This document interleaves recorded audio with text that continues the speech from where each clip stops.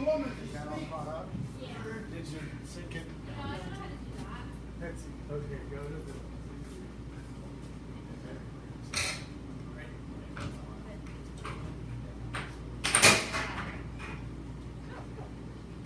that's it. What'd you name it? What'd you name it? I named it 76 Okay, thank you. No Robin Hood or Yukon or anything. Ooh, that's gonna be fun to do. That's interesting. Check and share. Oh, so it's 7-6. Hey, Okay, bro. that's fun. What's going on? Oh, just living the dream. So I get here and like five whole minutes ago I got here. Oh, okay. So And Phil forgot his key for this, so they didn't even have a lock on the door? Oh, that's good. That'll make Pete feel real secure. Maybe we don't tell him about that part. No. Phil just forgot his key, so they didn't have the iPad to start anything. Oh. Okay, so this place is now called the 7-6. And why would this work? I think that's the way I did it last time. Alright, we didn't use the big screen, we just had the two small ones. This has got to be it, right? Date 12/7. Yep. Where's that goofy little mouse? No, it's 12/6. Somebody's a day ahead. I think it's the little wise man. So that's got to be that. How many people? Please let it be quick. I just got hooked on a new fucking Netflix thing. It had a really good poker week and still didn't go to play in that tournament today. Oh. They're not having that one. They're having a different one next week. So we have 1, 2, 3, 4, 5, 7, 8, 9.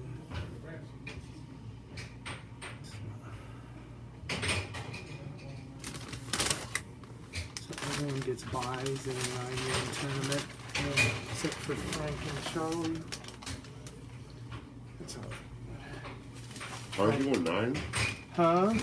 There's 9 people? Yeah, and they haven't started yet. Instead of playing they're drawing brackets and shit. Okay. So this is going, and we're off.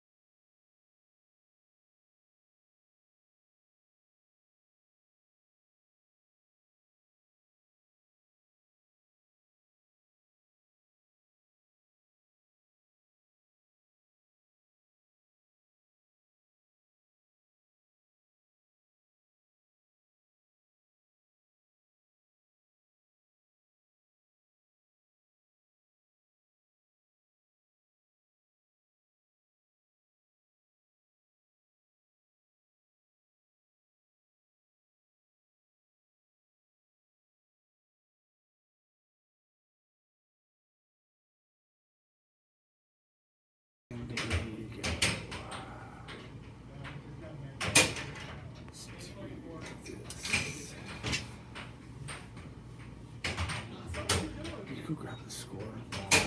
Do what now? Go grab the score. Grab this score. The score. Gotcha.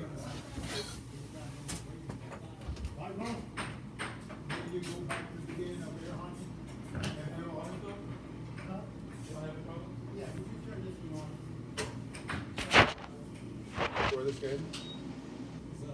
I have no idea where it is. I know the camera. Switch on the inside. I mean, is this a real game or y'all just practicing? Okay, so what's the score? They didn't come on.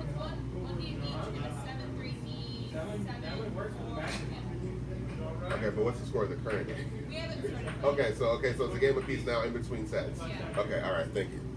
All right, it's a game of peace in between sets. She won 7-3, he won 7-4. I know, it doesn't really matter.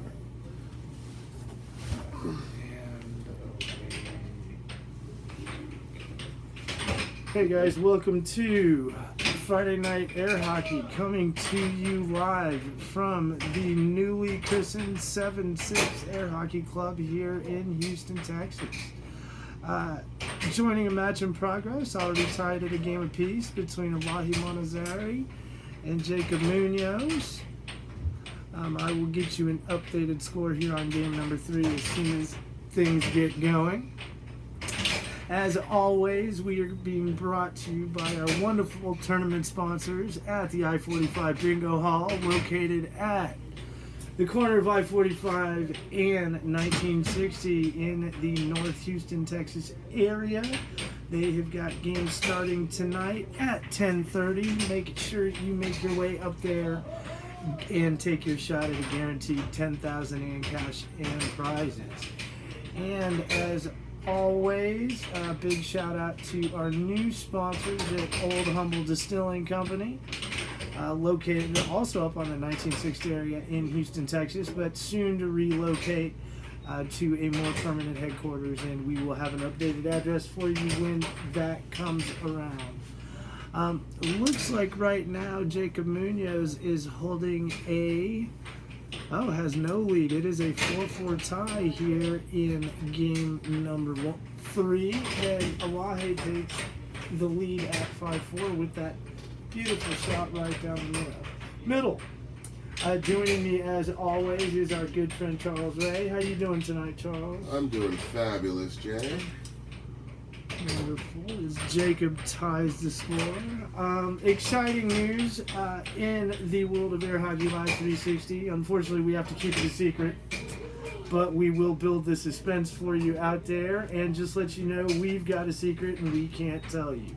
Don't we, Charles? Yes, we do, but it'll be worth coming back for week after week as we sprinkle little hints here and there about what exactly is going down. Yes, big surprises at this year's World Championships for all of you players out there. We can't tell you either, but just know if you tune into our weekly broadcast, as soon as the NDA has been lifted, we will let you know. But exciting times to come, so make sure you mark this year's World Championships on your calendar. I do believe that we have a victor. We've got a victor. I think it was Elahi Montezzeri, but I was too busy babbling and lost track of what was going on in the game. Fortunately, there's the replay, and you can see the score held up by the referee playing the game, watching the game. So, and I'm sure all our savvy viewers can keep track of 2 whole points all by themselves. I would believe that to be the case.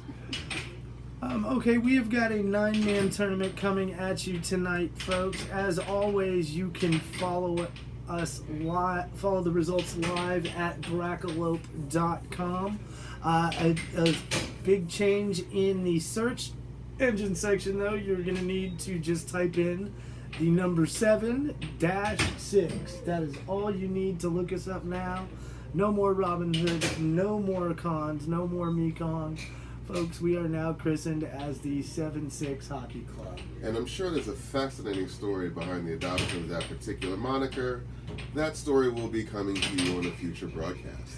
Yes, and I do know for a fact that my sister-in-law, former women's champion, and Man, with this place, I guess interior decorator has now tattooed 7-6 on her arm. So it better stay permanent, or that may end up being ridiculous. Well, it could definitely make for a futurely good story. But for those of you who haven't been out for a Friday Night Weekly in a while, guys, this 7-6 club is awesome. We have got 5 tables set up for your playing enjoyment, only 2 in use for the tournament, so we can bring a little bit longer broadcast to you than would be necessary with 5 tables. And with all of our self-officiated action, we can't run 5 tables at once. Folks, we are going to cut away for a short commercial break. We will be right back. Stay tuned. No action on the main table. Like, what the fuck? Why is there no action on the main table? Because we need to set up the second camera. Do you want to do it? We never get here. By the time I start, usually we're down to 1 table. Hold on, let me start the hockey.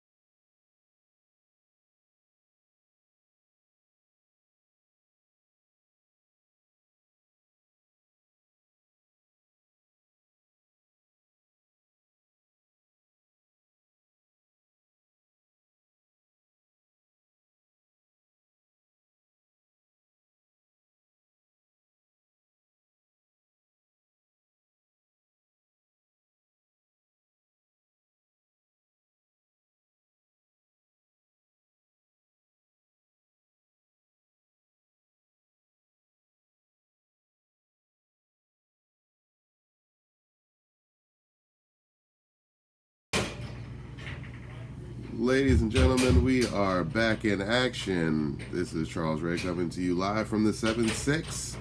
Middle of the first game between Tony Morris and Phil Arnold. With Tony Morris holding a game point lead over Phil Arnold, 6-5 here in the first set.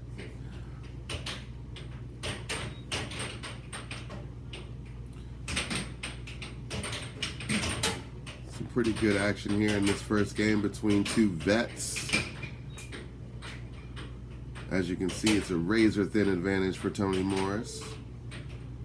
He's on the attack currently, and he gets the first Duke on Phil Arnold.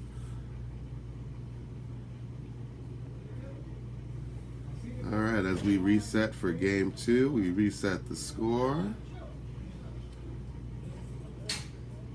Tony and Phil have swapped sides. And we are getting set here for the beginning of action of set 2.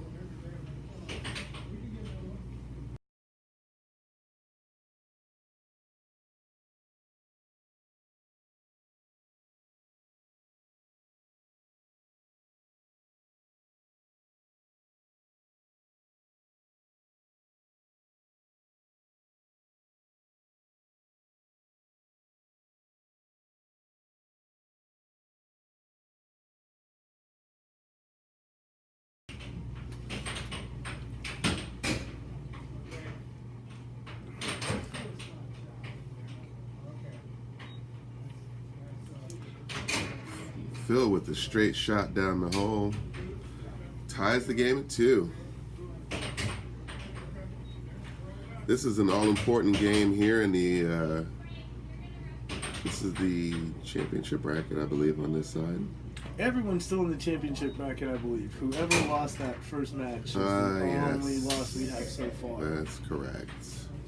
Had a small issue with had some security issues here at the 7-6 this evening, so getting the tournament underway was delayed a little tonight. So we are going to be able to bring you the entire 9-man tournament. Exciting, exciting news. Yes, that's a big benefit to you watchers at home and you replay watchers who are in for all of the action that Airhockey provides. Got a good one going here between the legend Phil Arnold and our resident tournament director, Tony Goofy Morris. We don't give enough shout-outs to Tony for running this thing on a weekly basis, along with playing and making deep runs from time to time. He handles all the sign-ups, keeps the bracket going, and makes sure the tournament runs smoothly. He also acts as kind of a de facto overall official as he ties up this match with Phil.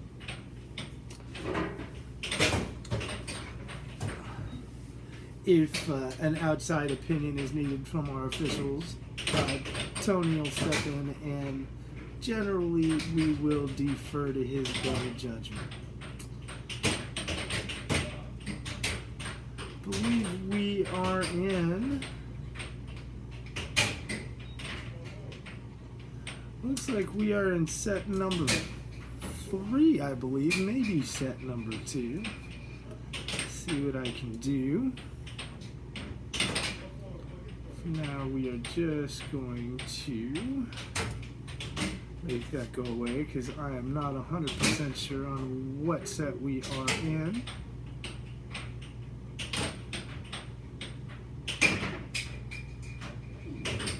Oh, and Phil Arnold with a mistake on the offensive side.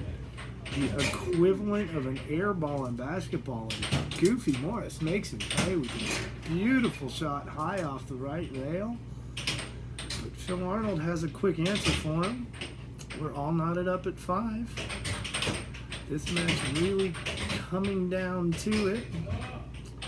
2 KG veterans of the game.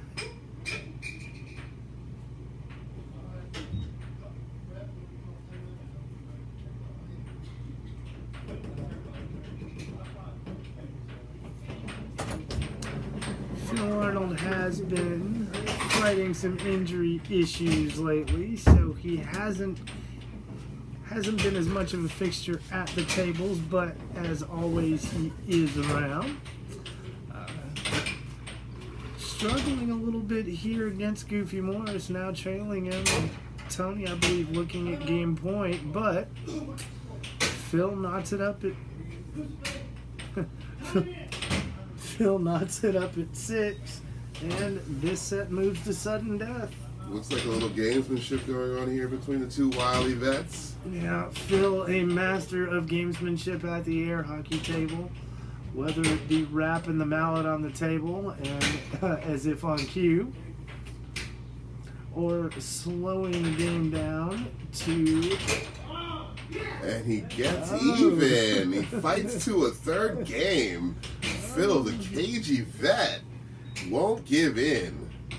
So Phil Arnold wins game number 2. We are all knotted up at a game apiece. Has Goofy been taking his points? Charles, was Goofy taking points Yes, in this he game? is. I believe he's taking 2 in this game. All right, we are all set. Game going on in the background at table number. We're using tables number. We'll call them 1 and 3 tonight. 1 and 4. I don't know. They've not been numbered yet. But again, great new facilities. Old arcade-like feel. It was a large viewing area for spectators.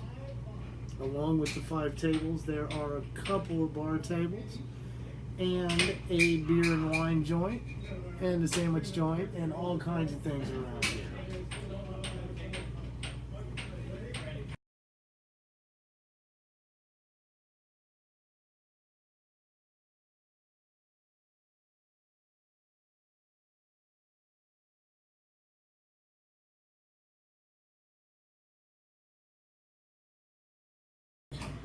All right, and the action is engaged.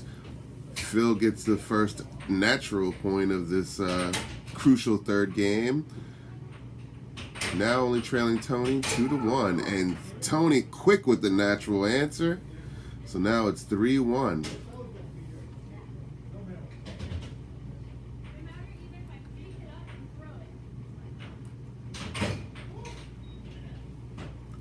Phil probing and scoring, making the deficit 3-2.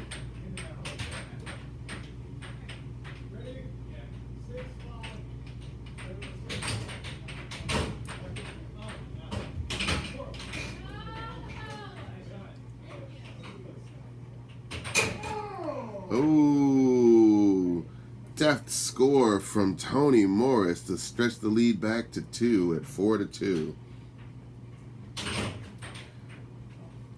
You see Phil is looking to attack a little bit more now, but Tony scores again, making it 5-2. Jumping out major there with the 3-point spread. But Phil answers back, and now it's 5-3. Lots of gamesmanship between these two old friends.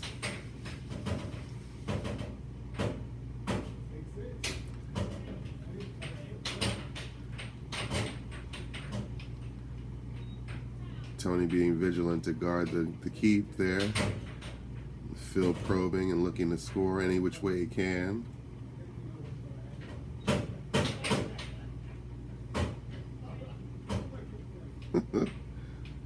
You gotta love it. You love to see that kind of sportsmanship there, back and forth. Each of them trying to bait each other into making a crucial mistake.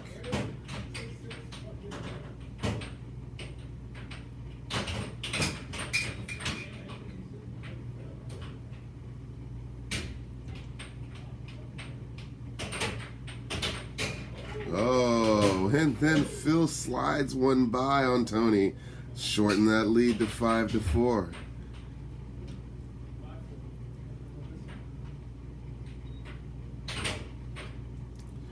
Phil was checking the score there. I think he wanted to see what he had to overcome. Tony being very crafty with the puck tonight.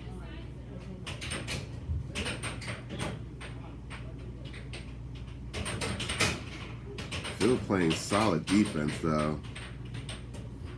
On an onslaught of several different types of attacks from Tony, Phil's managed to block off all of them, at least in this go-round.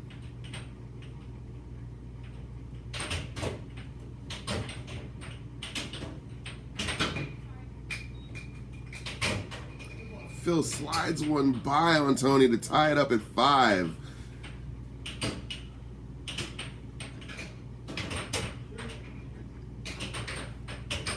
It was just so smooth. Oh, Phil again. It is point game for Phil after starting in a 2-0 hole. Crucial game 3 to see who moves on in the championship bracket.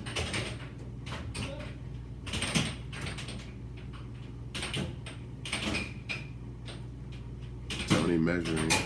And scores. Point game either way. Who's going to take it, ladies and gentlemen?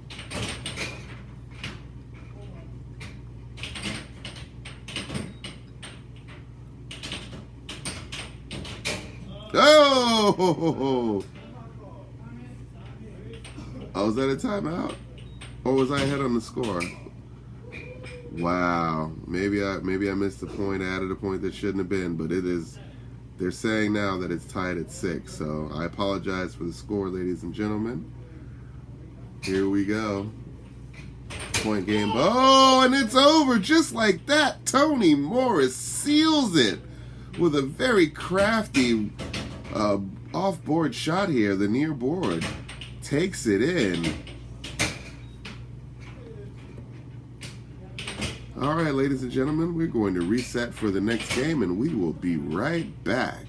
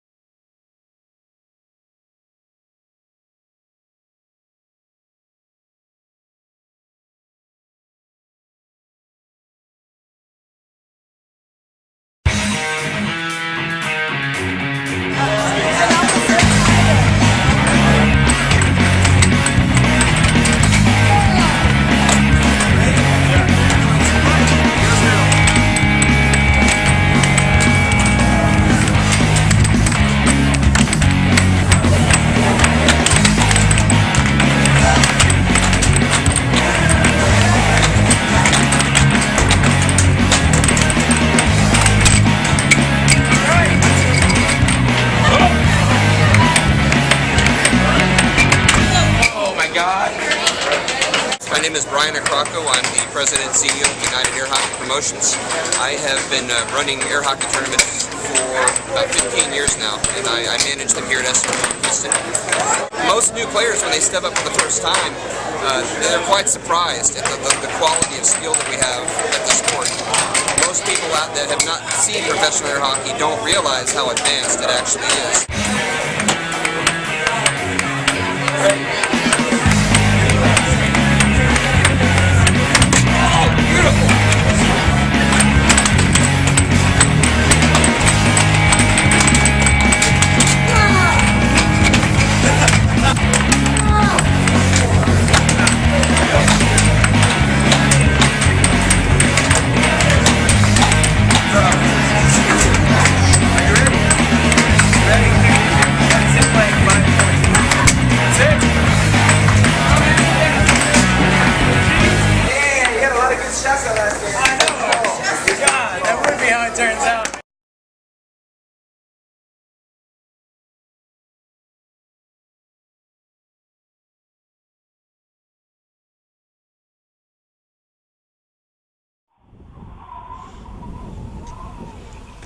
I'm thinking about this woman in Colorado that I really like. You know, I'm thinking about explaining to her first that to me you're like an air hockey table.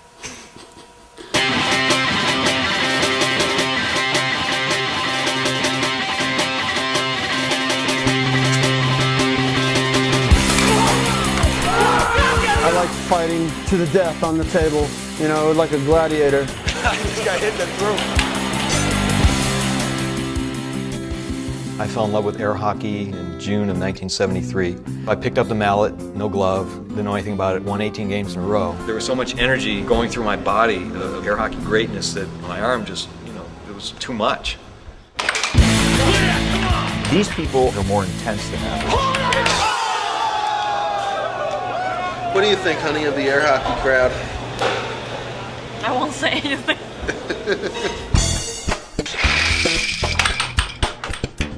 There's a lot of individuals in air hockey. They have unique interests and they're not a real mainstream. Men, traditionally competitive, typically not in relationships with women. Back right now, folks.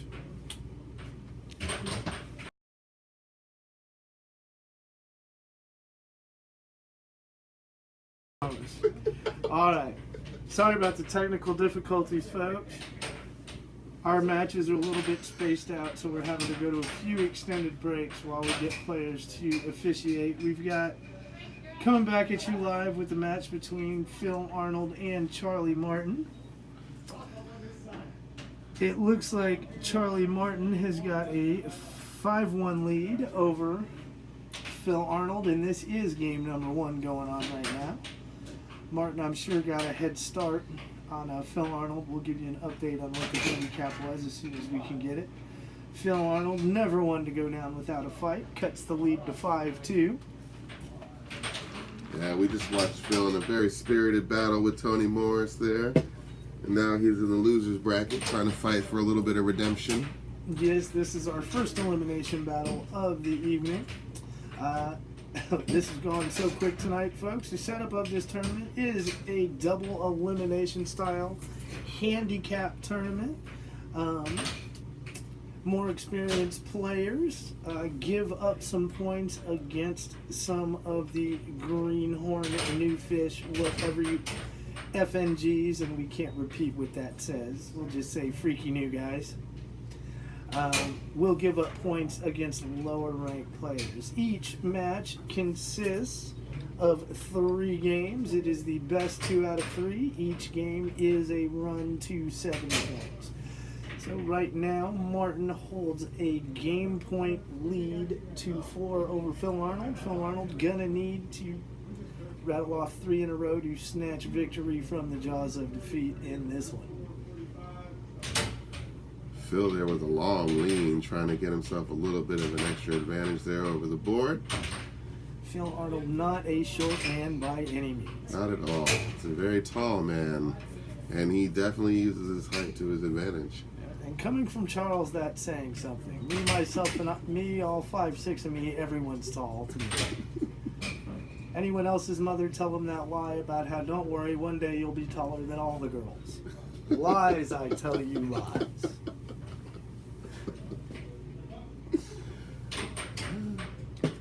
It's a good thing that they come in all sizes, right?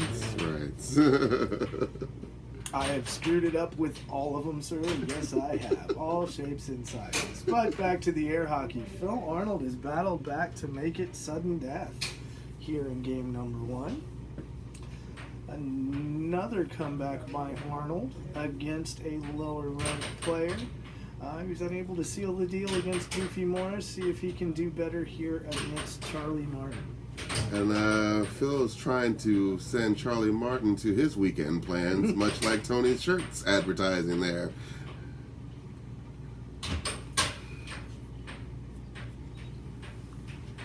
Tony, a fixture in the air hockey community for years now. Very colorful character. Phil with the near save on the own goal. Oh, and then a rebound gets him. Charlie Martin wins the first set 7-6. Players will switch sides. We will reset the score. How many points you get? I got 2. You get 2 points? No. Oh, wait, no. Hold on. Yeah. I'll get some more. Yes, and Martin is getting 5 points on Phil. That is the max head start any player can get, so that makes Phil Arnold's win even that much more impressive. rattling off 7 points. Oh no, Martin won the first game. Okay, so Martin, we were all tied up a game apiece, but in that last game, so we jumped in the second set, not the first set. I I guess so. Little correction there for you fans. We apologize there. So Phil Arnold only surrendering 1 natural point in that last game. Beautiful display of defense.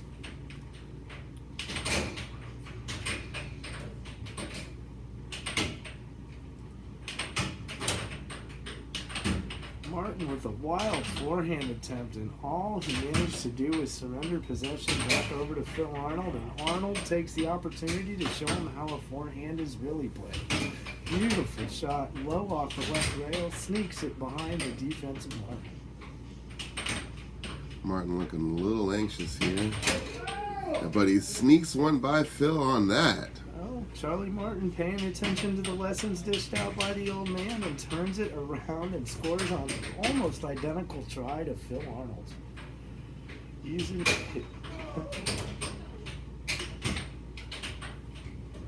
Phil Arnold gonna need to be careful, and it's almost over right there. Right.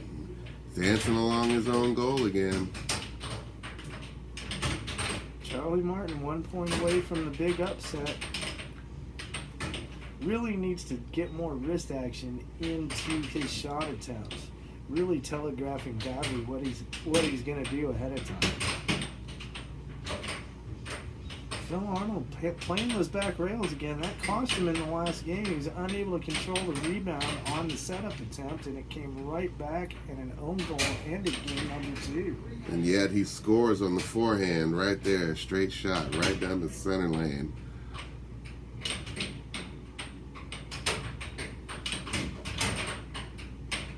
Every explorer who has climbed Everest started with step number 1, and Phil Arnold up to step number 3, and gonna need 4 more without allowing Martin another inch. Tall order even against a green player like Martin. He continues to chip away at the lead. No lead insurmountable against someone like Phil Arnold. He's taking it 1 point at a time, which is a good approach. 1 goal at a time. Really a lot of counter shots and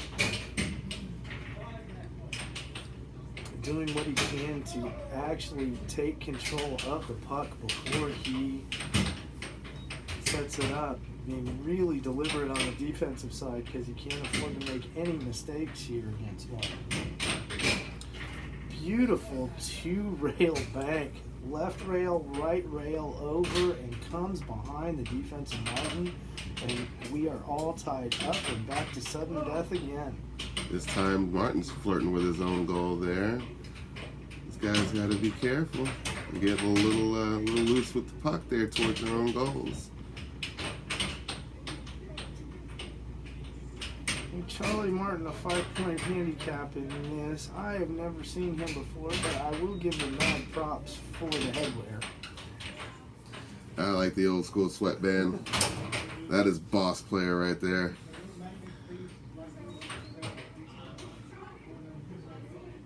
Probably would have gone with a different color. But aside from that, and Phil shuts the door. Hits it so hard he turns the table off. Phil Arnold gonna win game number 2. I told you that was game number 1. Okay. All right. Unless... No, I think you're right. I do believe Phil Arnold Phil just did actually close it out. And yes. we are going to go ahead and cut away for just a few short moments.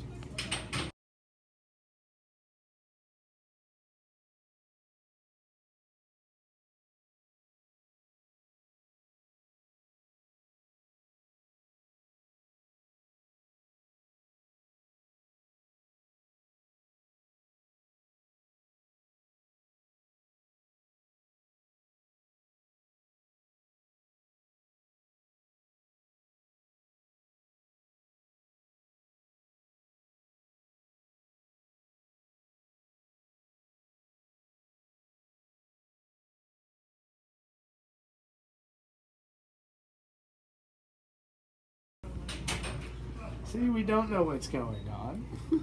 We're fans like you. Really trying to understand everything that's going on tonight. It's a little bit of a wacky night out here. It's already 5-2 for Charlie Martin. We're going to get that score up here for you in just a moment. Bear with us here while we try to get everything together. So Charlie Martin to yet score a natural point here in this game. Again with the 5-point head start, and Phil Arnold with 2 quick ones to start game number 3.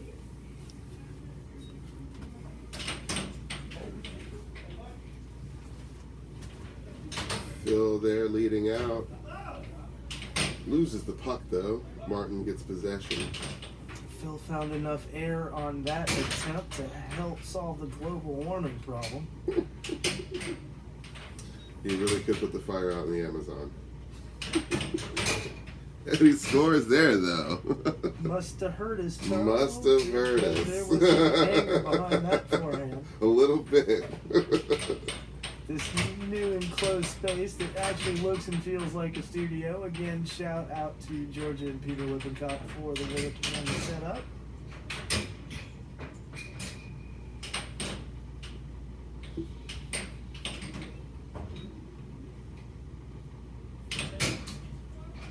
For those of you joining us for the first time, the Friday Night Weekly Tournament broadcast begins at 9 p.m. every Friday night. That is Central Standard Time. You know who you are. Come early, come often. Just make sure that you come by.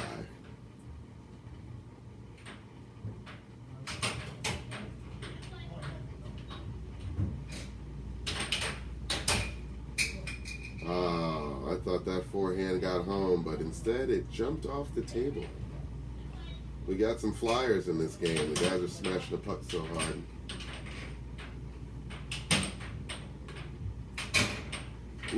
Ooh, deadly straight shot from Martin. Makes it 6-3. Phil's got to be really careful. He's going to have to go on another run here to close this out, or it will be over for him.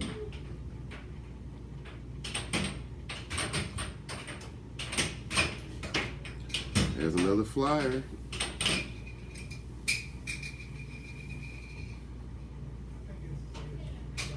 I'm gonna have to institute some edges, some cupped edges for the table. So I've just been informed that tomorrow at 11 a.m. we have got an amateur tournament that is going to be limited to anybody aged 25 and under. Georgia Lippincott is going to be hosting that table, or that event. There will be a $5 entry fee and a random draw for the brackets. This is for our lower level players, so if you are a master, you are not invited. Keep your butt at home. Again, that is going to happen tomorrow here at the 7-6 Hockey Club. We are located at 2808 Milam Street in the Mekong Shopping Center. Again, that is going to be our amateur tournament tomorrow, Saturday. I said tomorrow. It is not tomorrow. It is tomorrow. It's tomorrow. December 7th is tomorrow. That is correct. Oh, how time flies. So that is tomorrow at 11 a.m. Make sure you get here early to register. If you like competition and you like air hockey, come on down and get you some. But again, if you are a master level player, stay at home, please. Because all you will be doing is spectating, which is Or perfectly fine. officiating if you want to come help with that. I'm sure. Yes, that's also very welcome. Could always use more efficients.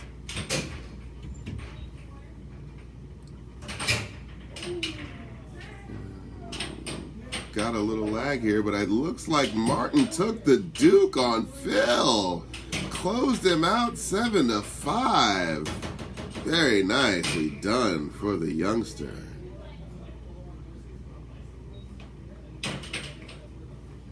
All right, ladies ladies and gentlemen, we're going to go ahead and take another quick break, but we'll be right back at you with more action from the 7-6. I'm thinking about this woman in Colorado that I really like. I'm thinking about explaining to her first that to me, you're like an air hockey table.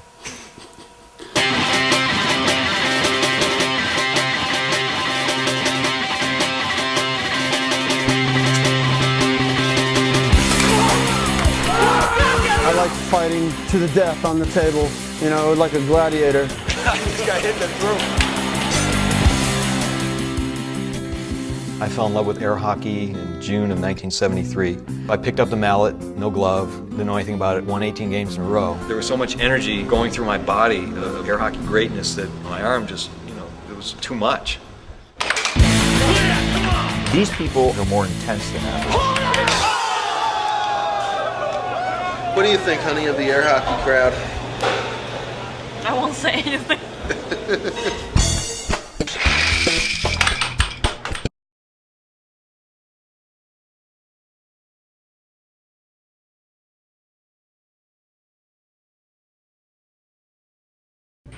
All right, ladies and gentlemen, we got the beginning match here for Charlie Martin versus Tyler Gibson. No family members here this week, so for the first time in 3 weeks, we are going to have a non-family final. Which is amazing and interesting for other reasons, naturally. We have seen the Gibsons play each other, and we have seen the Marinos play each other twice in the last 3 weeks in the finals. Yes, it's good to have a little bit of new blood mixed in here. Give everybody a little bit of different action and some different participants here. So the Gibsons with the chance to win their second title as a family in the last 4 weeks, but Tyler is their only hope as Chris is not here. We're going to get you a score here as soon as we can figure out what it is, so bear with us on that. Waiting on a little bit of a hint from the judge here. All right, I hear 1-3, but I'm not quite sure who has 1 and who has 3. I think Martin has 4 and Gibson has 1. Here we are.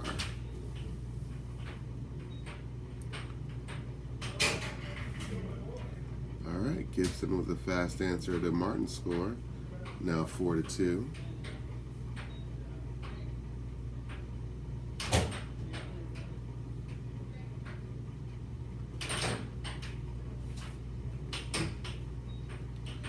Martin with the long reach, very lucky that Gibson didn't get the Duke on him there.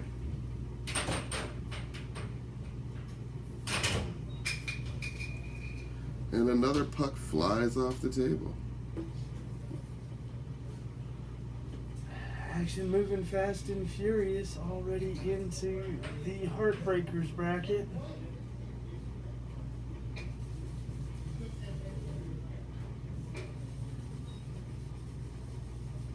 Come to a big lull in the action as we sand down the puck.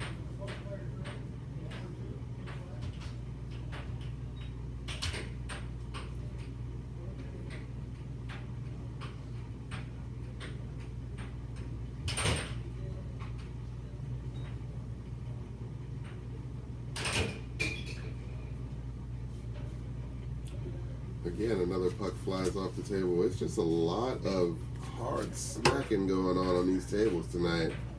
A lot of guys really going for it here on the table. And I don't necessarily just mean the men.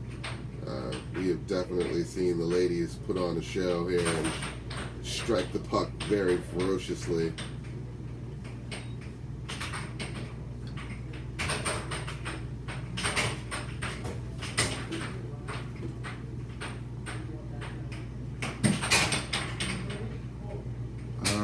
Gibson's got 3 now. Martin's 4. It's trying to climb back in it. It's a very, very close game still. Gibson looking so buttery smooth on the table, though. But Martin with the far rail shot. widens his lead to 5-3, and immediately Gibson answers with a straight hand.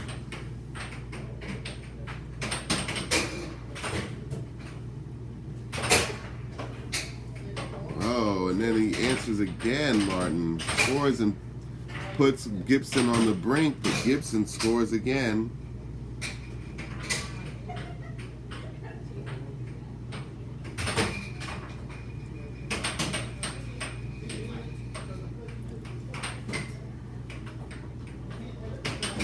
All right, Phil, with a little bit of a lesson here in the game, in the rules.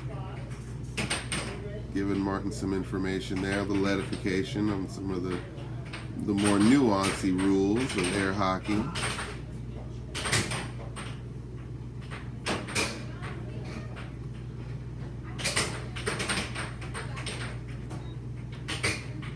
Look at that control Gibson displays. Oh, but Martin cashes him in.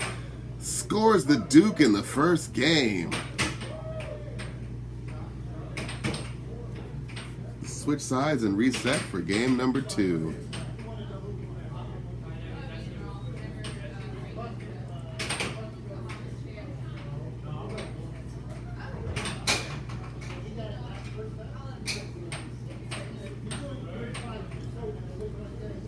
Following along in college football action. Glance down and I see that the Ducks are up on the Utes going into the fourth quarter by 8 points. Looking like a good game there if you're a college football fan. Lots of good action around the league. In NBA, as I mean the league, when I refer to the league here. Lots of good sports action this Friday night all around the world. Or at least around the country, I should say. I don't want to overstate.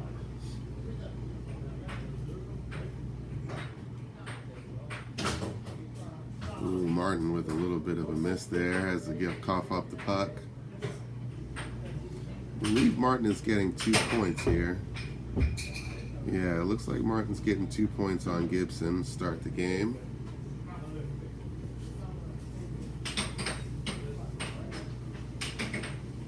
A little more sanding of the puck. Try to keep that friction down so the puck slides better.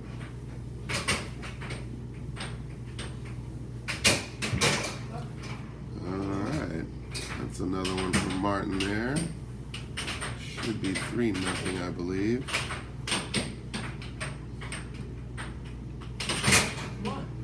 Alright, Gibson scores there on the banker off the far rail. Gets himself on the board, or the natural.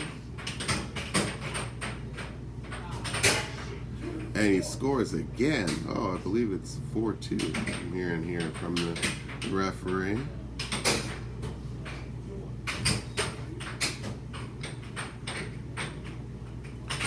The action is relentless. It is oftentimes a little difficult to keep up with, but we're going to do the best we can for you here.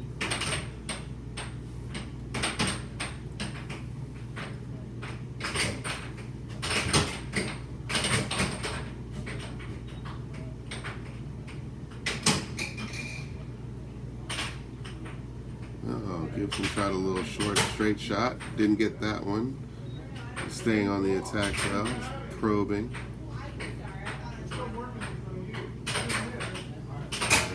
And he gets that one through.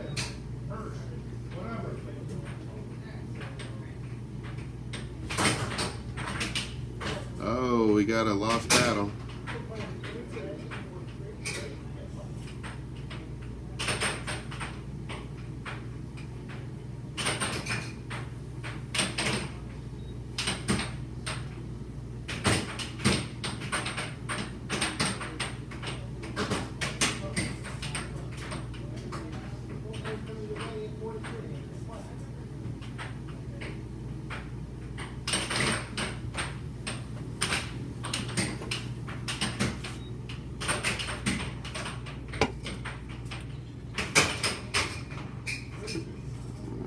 Another puck lost off to the side there. Let's try to get you an update on the score. But I don't know. It's 3-2. I'm not sure which way it is. And it's got to be for Martin Gibson. Martin's been leading. Up, it's tied at 4. Yeah, I was right. It was tied at 4.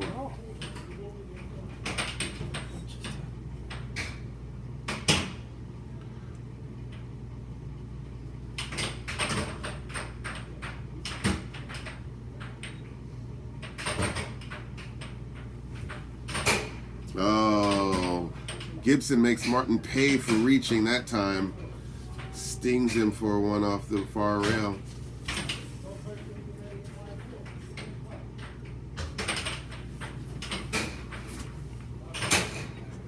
Oh, 6'4" Gibson. He's trying to get on the comeback here after Martin got that first game on him. He's trying to even it up here. Oh, Martin with a nice forehand. Closes the gap. Gonna have to play really solid defense here for 2 points.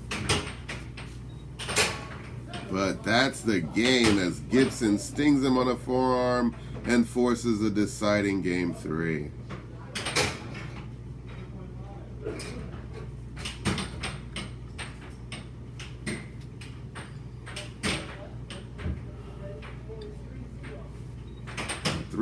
Martin's getting 3 points. And Gibson immediately scores off the natural, realizing that he's up against it. But Martin. Tyler Gibson's game has improved steadily week to week over the last few months since he's joined us. Still not to that elite level player yet, but definitely making steps in that direction.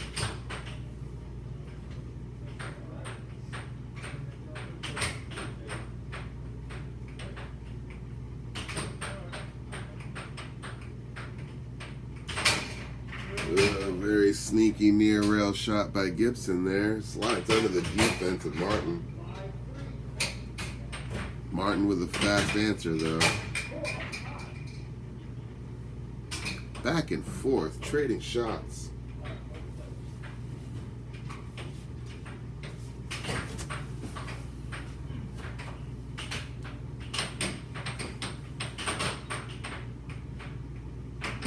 Always see the marked difference in the newer players with the more seasoned pros like the Phil Arnolds of the world. Shot attempts aren't nearly as crisp or accurate, but it gets the job done, and that's why they get spotted points when they do play the pros.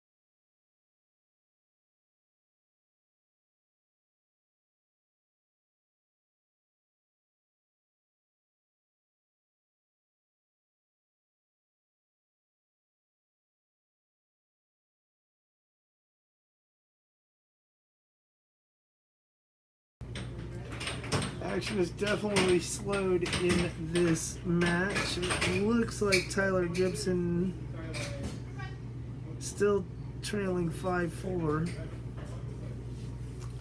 Been stuck on the score for a couple of exchanges now.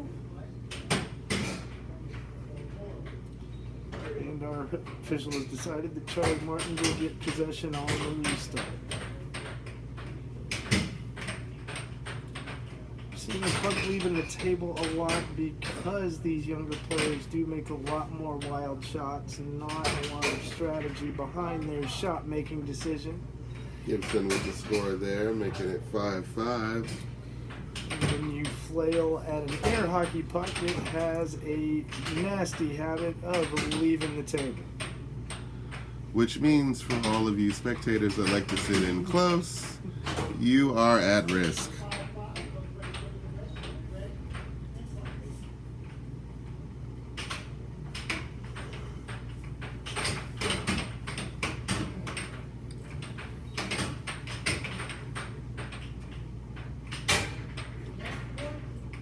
Gibson with the game point shot there. Trying to close it out.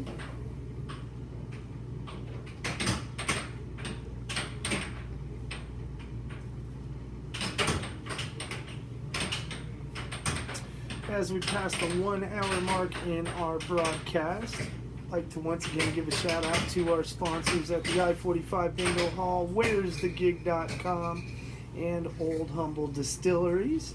Obviously to all our private benefactors as well. Without all of you, Air Hockey Live 360 would not be possible.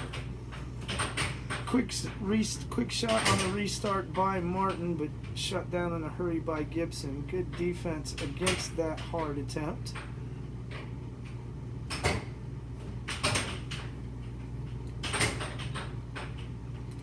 Gibson with a solid shot, just missing wide left, and Martin with a mistake going to cost him, and that is the game, ladies and gentlemen. 7-5 on the own goal by Martin. Crushing way to lose. And Martin's own goal is going to send him trunk slamming for the weekend. Hope you made some fun plans tonight, Charlie, because your night at the tables is over. Folks, we are going to take a short break, get the brackets updated. We will be back in just a couple of minutes. It'll be Montezari versus Moore, maybe.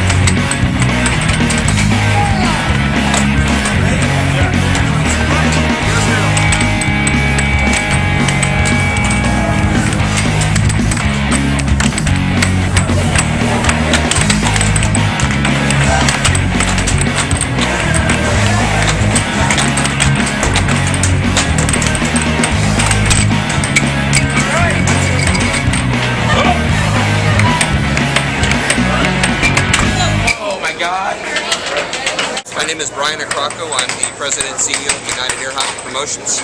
I have been running air hockey tournaments for about 15 years now, and I manage them here at Houston. Most new players, when they step up for the first time, they're quite surprised at the quality of skill that we have at the sport. Most people out there have not seen professional air hockey don't realize how advanced it actually is.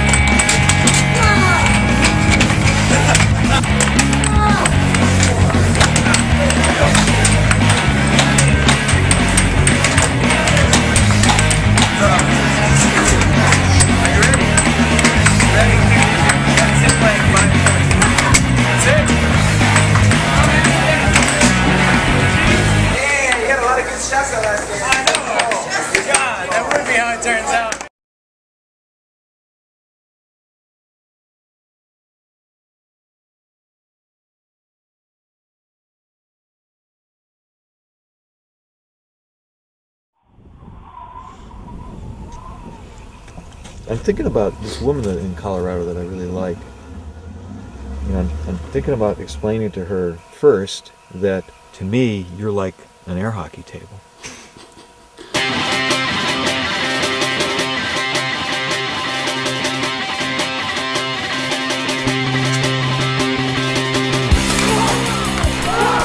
I like fighting to the death on the table, you know, like a gladiator. This guy hit the throat. I fell in love with air hockey in June of 1973. I picked up the mallet, no glove, didn't know anything about it, won 18 games in a row. There was so much energy going through my body of air hockey greatness that my arm just, you know, it was too much. Yeah, come on! These people are more intense than athletes. What do you think, honey?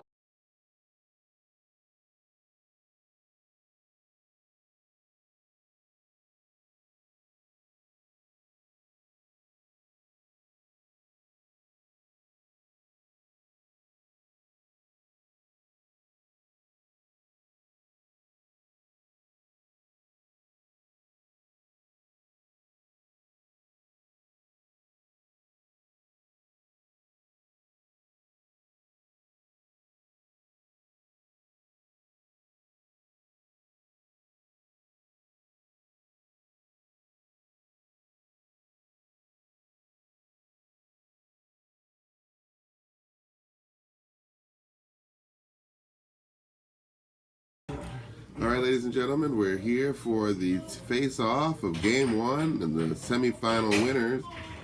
Sarah Wiseman versus Tony Goofy Morris, and Sarah gets the early Duke on Tony, look like there. Yes, and here we go, ladies and gentlemen. Tony quickly ties the game up at 1.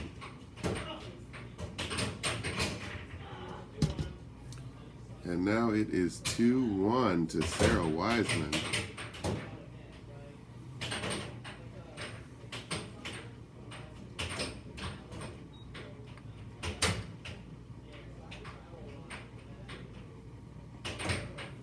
Tony being very deliberate with his attacks here.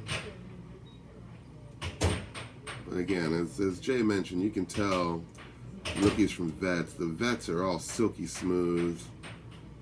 No wasted movement. Those paddles flash out there and strike the puck. As Sarah definitely demonstrates there, taking the 3-1 lead.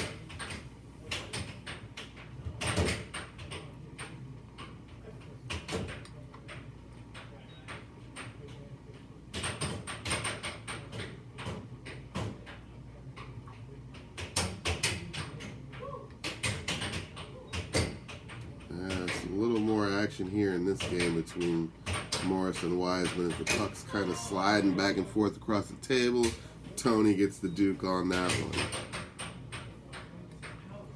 Yeah, winner of this moves into the championship bracket final for the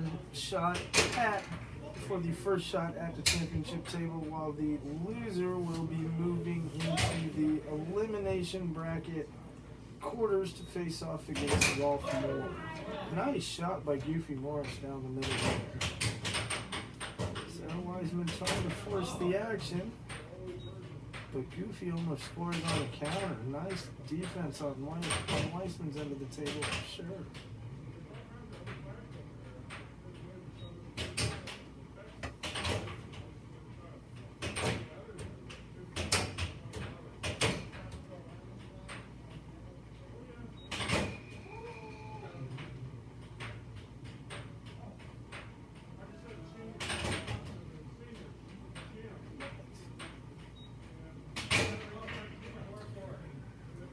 Nice shot from Sarah. Ties up game number 1 at 4 points apiece. This is going to be a barn burner.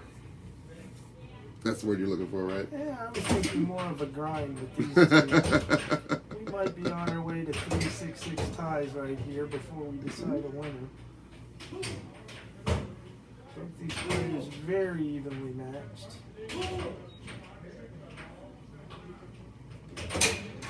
Tony, though, slyly gets that under rail in there.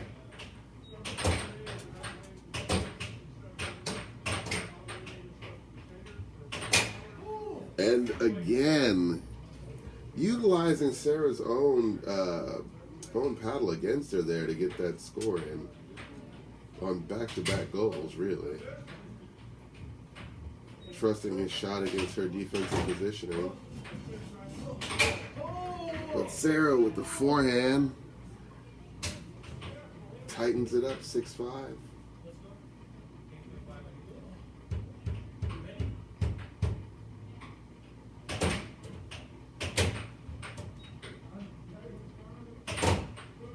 Let's Let's see if Tony tries to use her paddle against her again. It seems like he's trying to set her up for that same kind of shot. So far, Sarah seems to kind of be hip to it. She's moving her paddle a little bit more, not keeping it stationary. And she gets the forehand in there to tighten up the game at a point apiece.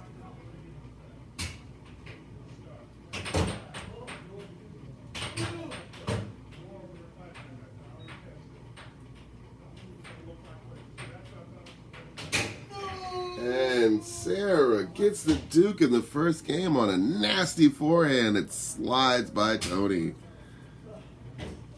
Again, a well-fought battle from Tony there in game number 1, but unable to hang with young Sarah Wiseman.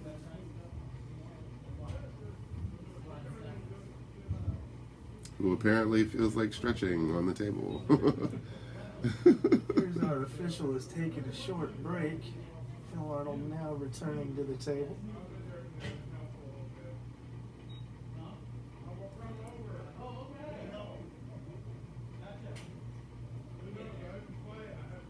That is a cheer that I have never seen before. No shortage of personality here at the air hockey tables. And she's ready to go. She wants it. She's going to take Tony down.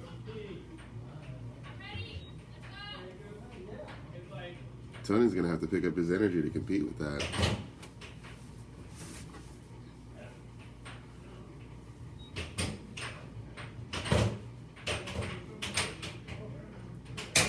And she scores immediately to make it a 1-0 lead.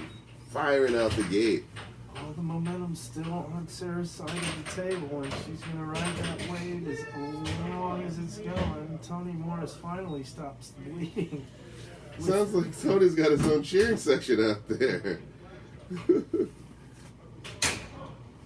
Sarah right back at him now. 2-1.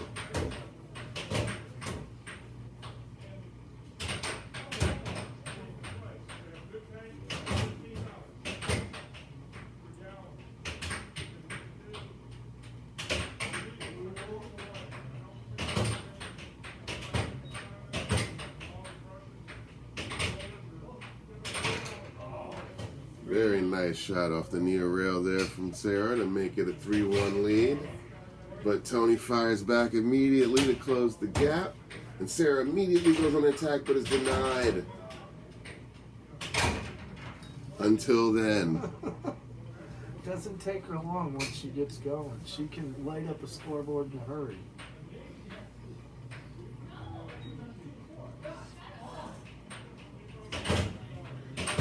I don't know what the judge is doing there, but he didn't have the score quite correct, seems like, and Sarah called him out on it. Tony just peppering Sarah's goal with shot attempts, but not one of them did he get on goal. They all bounced harmlessly off the back rail. Impenetrable at that point. It's a fun word. Sarah's defense being strong there and her offense being better as she takes a commanding 5-2 short-lived to 5-3 lead on Tony. Quickly puts up 6 points and is 1 point away from being in the winner's bracket final, but Tony won't let her off the hook so easily. Sarah slowing down the action here when I think that was her best advantage, was that she was speeding it up. She should play fast against Tony. It was working. And there it is. Game over, ladies and gentlemen. That match ended up being all Sarah Wiseman all the time, closing out Tony Morris in straight sets. Morris's night not done yet. He will move into the elimination bracket to face off with Rolf Moore, and we are going to take a short break, and we will be right back with you.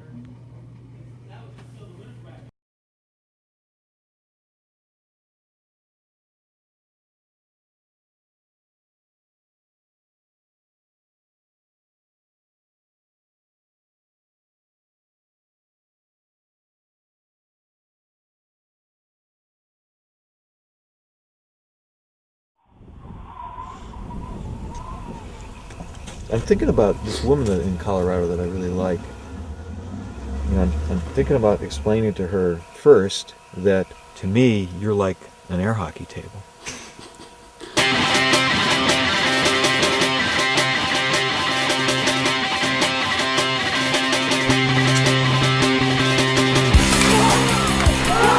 I like fighting to the death on the table, you know, like a gladiator. I just got hit in the throat. I fell in love with air hockey in June of 1973. I picked up the mallet, no glove, didn't know anything about it, won 18 games in a row. There was so much energy going through my body of air hockey greatness that my arm just, it was too much. These people are more intense than that. What do you think, honey, of the air hockey crowd?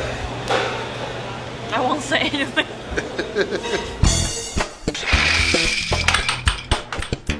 There's a lot of individuals in air hockey. They have unique interests and they're not a real mainstream. Men, traditionally competitive, typically not in relationships with women, kind of loners, kind of in love with the table and maybe married to the table, I don't know. I used to play air hockey every day. I'd play 30, 40 games a day. I would just play air hockey. That's what I like to do. That's ridiculous.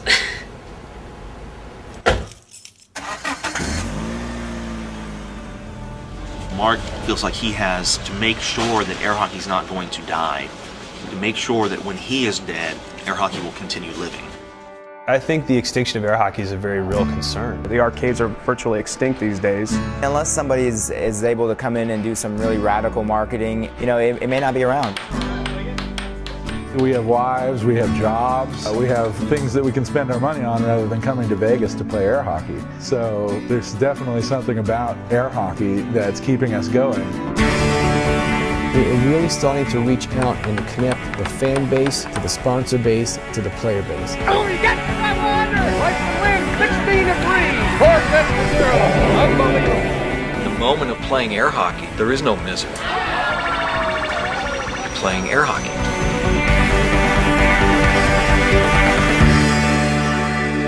Why they have jump rope and things like that on ESPN and not air hockey, it's kind of beyond me.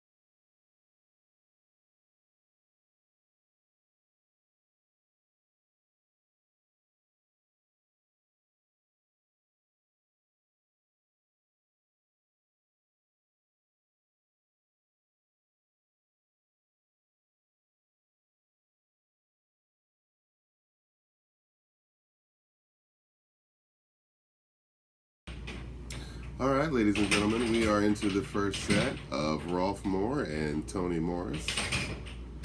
We're going to see if there's a handicap involved in this game. We're not quite sure about that yet.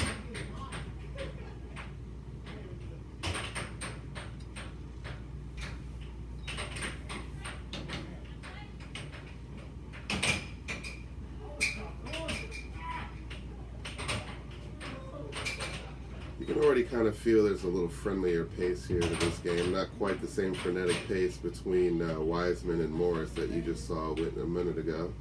I've seen Rolf at one final table in the last year or so. So he has his moments, but he is a very slow and deliberate player, and Tony Morris has a tendency to play down to his competition from time to time.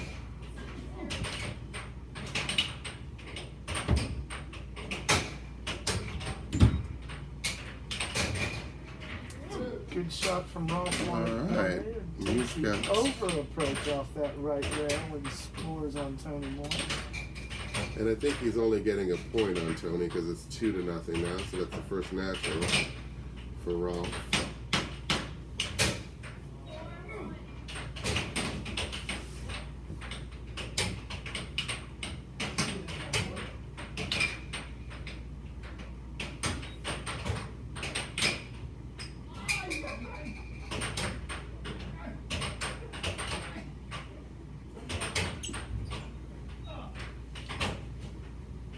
Judging by the way Tony's playing, it's almost like he's gone into the lab a little bit to experiment here during this game a little, try out different approaches.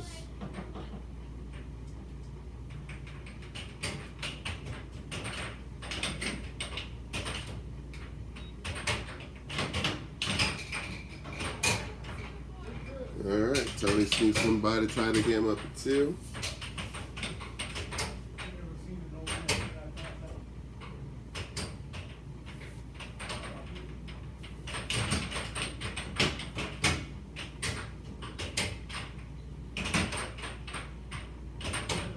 Deliberate shots on it. I'd like to see either one of these players take a few more chances. This deliberate play, you open yourself up to mistakes like the one that Morris just made. He scored an own goal, but he comes back with 2 quick ones to make up for his mistake.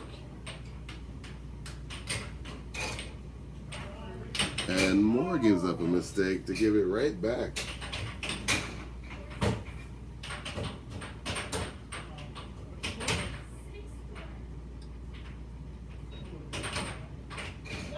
Oh, Tony did it to himself again. Another own goal. Seen quite a few of those here in these later games, whereas we didn't really see that so much in the earlier games. Tony with game point now at 6-4.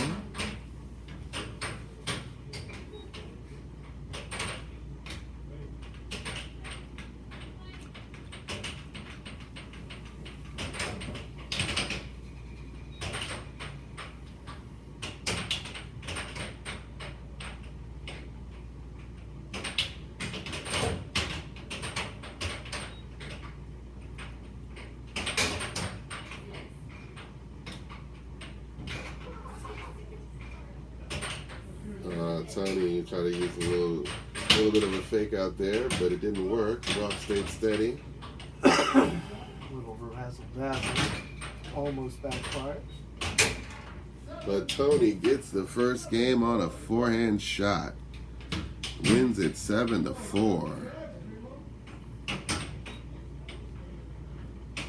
So the opening game goes to Morris, and we will reset and do it again. This is an elimination match, so the loser will be done for the weekend, while the winner will be moving into the elimination bracket semifinals. Still a chance to claim a championship. We'll see if we can get you an update from the Frank Perez Jacob Munoz semifinal going on at table number 3. The winner of that moves into the winner's bracket final to face off with Sarah Wiseman, while the loser of that will move into the elimination bracket to face off with Tyler Gibson.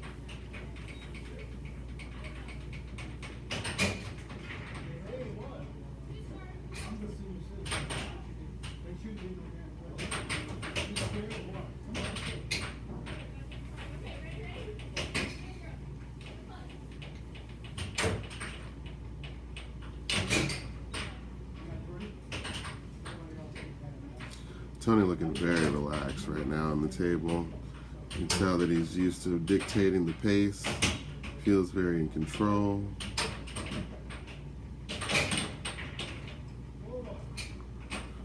Looks like he's just going to effortlessly glide to victory here.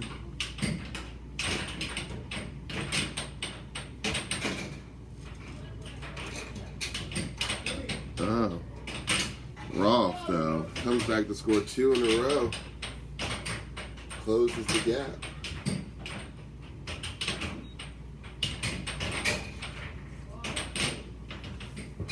missed one there, I think, in the buffer, but I believe the score is now 5-3 to Tony.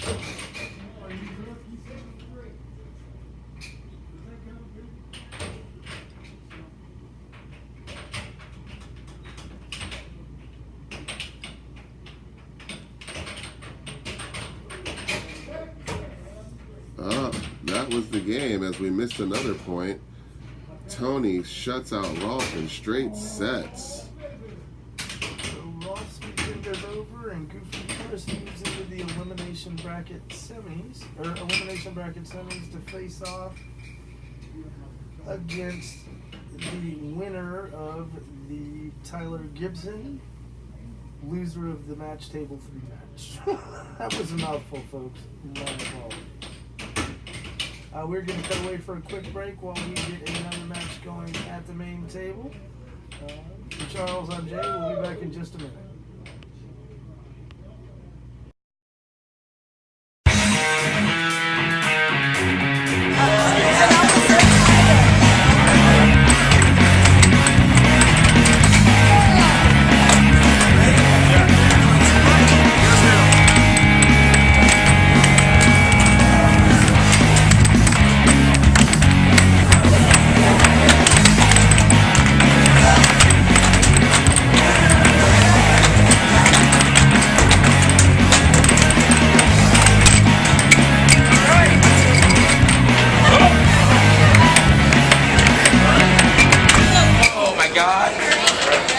My name is Brian Airhockey. I'm the president and CEO of United Airhockey Promotions.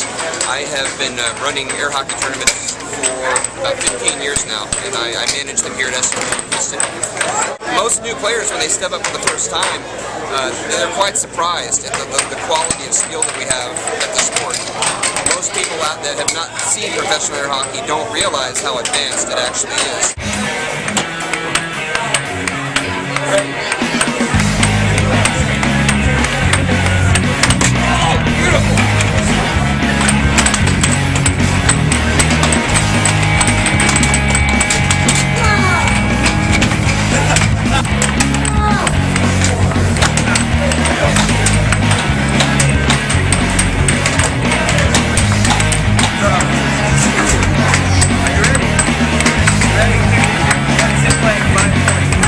That's it.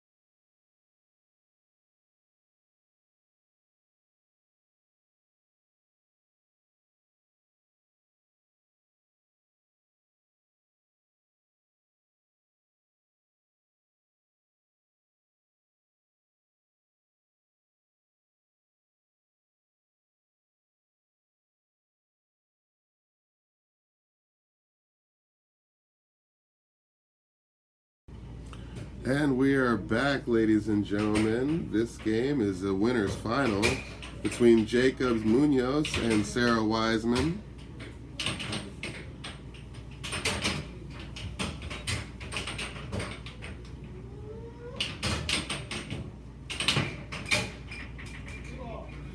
And just like that, it's out to a 2-2 tie.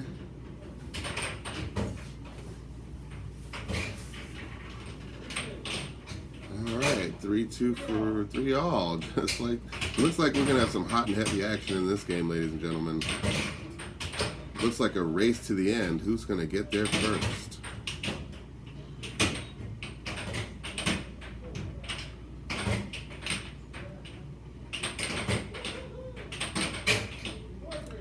Four, 3, real fast for Munoz.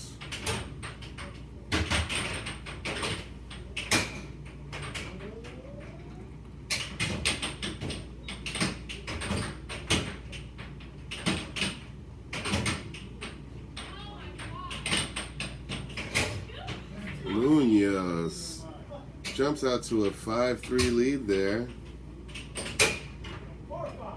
And Weissman answers to make it 4-5.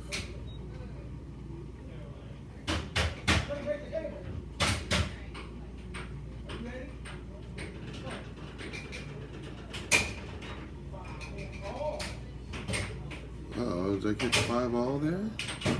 6-5, Munoz. The race is definitely on, ladies and gentlemen.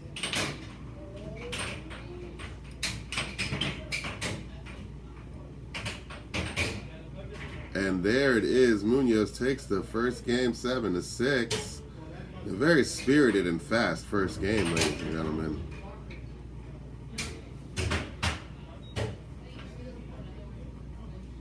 Catching a quick break here in the action between games. Waiting for the judge to come back and reset.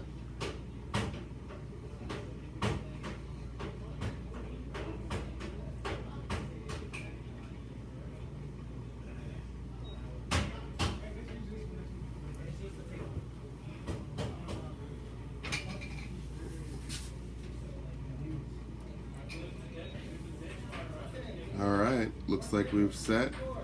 And we're ready for game 2 here between Wiseman and Munoz. Looks like Wiseman's getting 2 points on Munoz.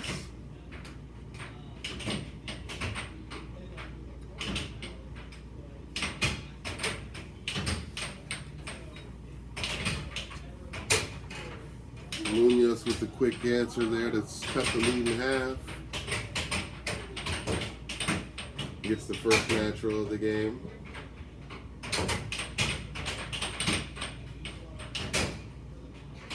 Or the set, rather.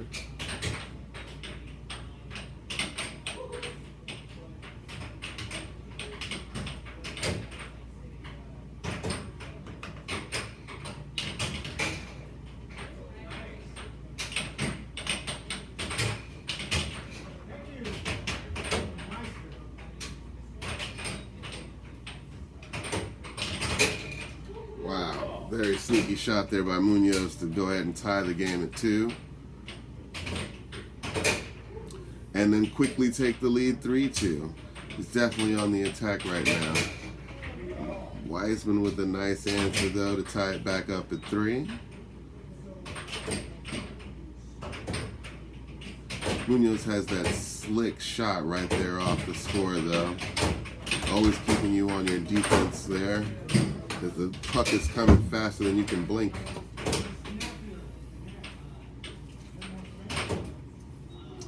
Two really good young players here, folks. As we have said in previous broadcasts, Jacob was voted this year's most improved at the World Championships. Beautiful 4th place finish from him at this year's World Championships, and of course Sarah Wiseman from Airhockey royalty when it comes to the Weissman family. Brother and dad, both former world champions.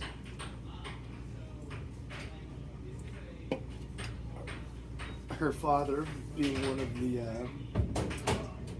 founding fathers of air hockey.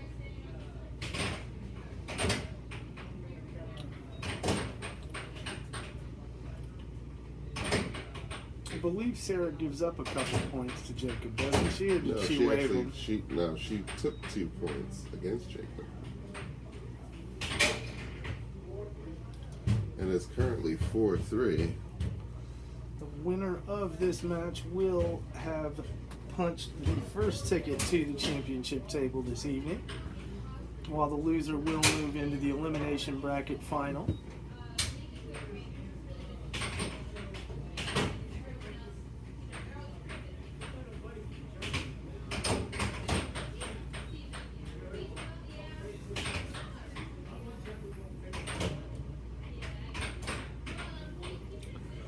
On the elimination bracket side of things, we still have Goofy Morris waiting for the winner of the Frank Perez-Tyler Gibson match, which is going on at table number 3. While Goofy Morris officiates the winner's bracket final right here.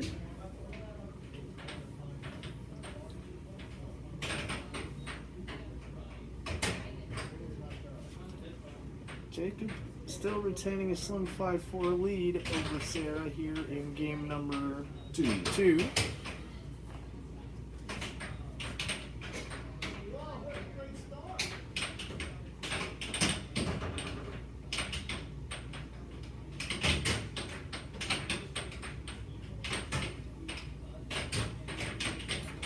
While we trade some puck work back and forth, I'd just like to take this moment to gloat about the weather here in Houston, Texas. Spent all day on my porch on the 6th of December today, folks, in shorts, flip-flops, and a tank top. This really disgusting Texas December we're having with I think the low temperature today was about 73 degrees.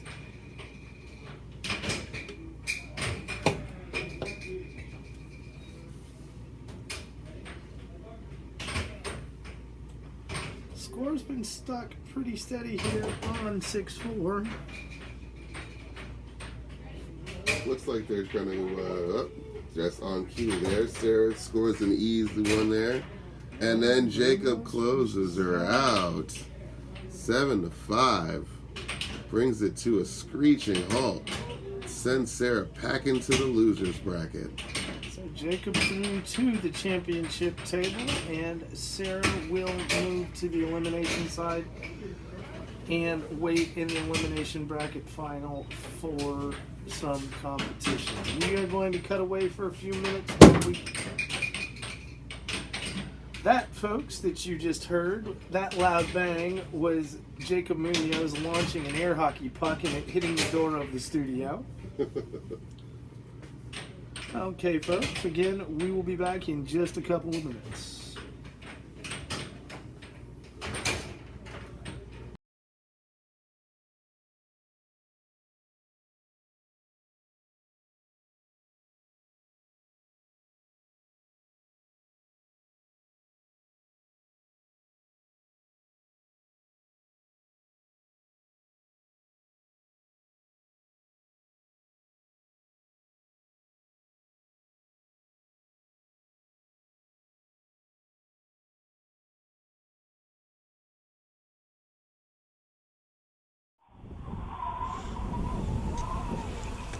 I'm thinking about this woman in Colorado that I really like. You know, I'm thinking about explaining to her first that to me you're like an air hockey table.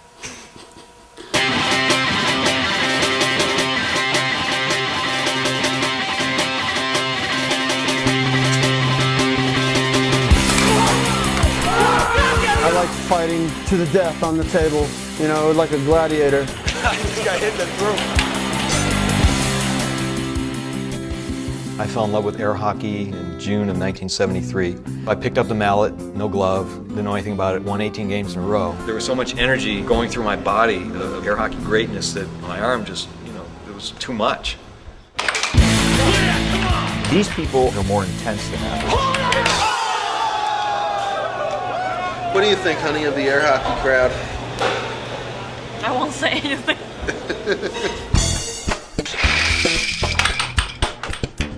There's a lot of individuals in air hockey. They have unique interests and they're not a real mainstream. Men, traditionally competitive, typically not in relationships with women, kind of loners, you know, kind of in love with the table and maybe married to the table, I don't know. I used to play air hockey every day. I'd play 30, 40 games a day. I would just play air hockey. That's what I like to do. That's ridiculous.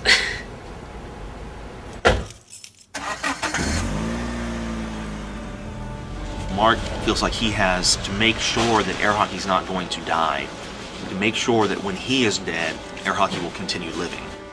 I think the extinction of air hockey is a very real concern. The arcades are virtually extinct these days. Unless somebody is able to come in and do some really radical marketing, you know, it may not be around. We have wives, we have jobs, we have things that we can spend our money on rather than coming to Vegas to play air hockey. So there's definitely something about air hockey that's keeping us going. We really still need to reach out and connect the fan base to the sponsor base to the player base. Oh, you got 500! Like the win, 16-3! 4-0! Unbelievable! The moment of playing air hockey, there is no misery. You're playing air hockey.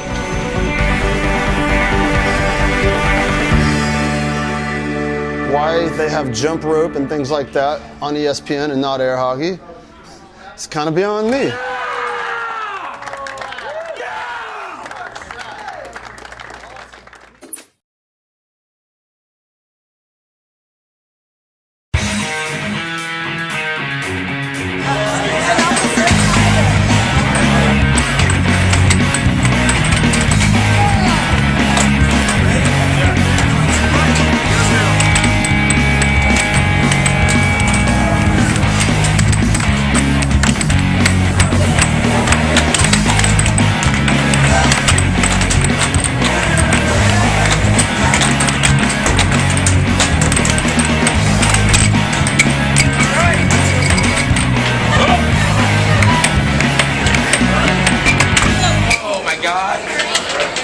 My name is Brian Akrocko. I'm the President and CEO of United Airhockey Promotions.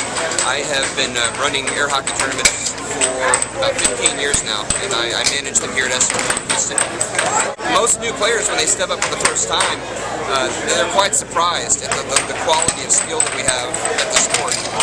Most people out that have not seen professional air hockey don't realize how advanced it actually is. Ready?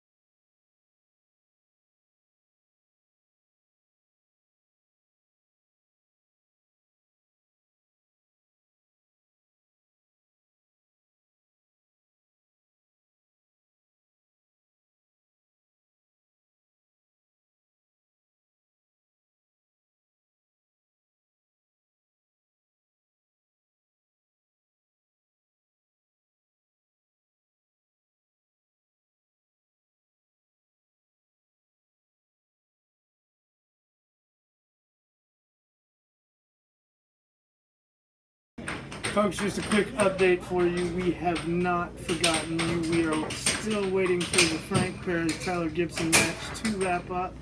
It is all tied up at a game apiece and has just moved into the third and final game. We will be right back with you at the conclusion of that match. That's all I can do, right? Go back to Hockey Jockeys.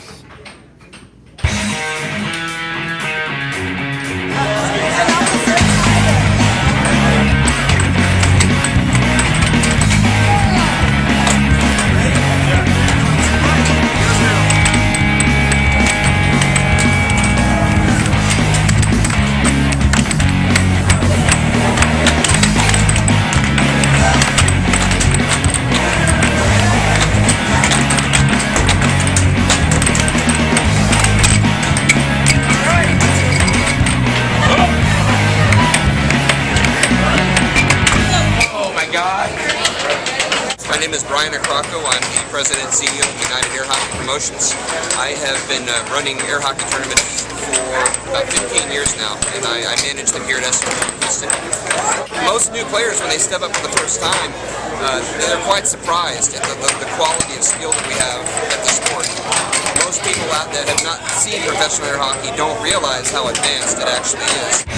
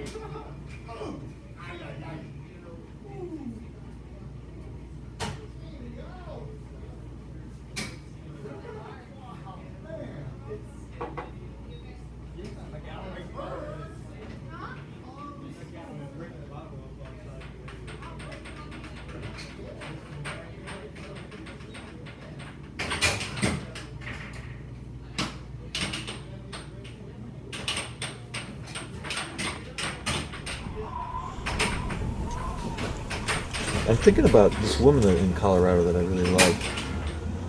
And I'm thinking about explaining to her first that to me, you're like an air hockey table.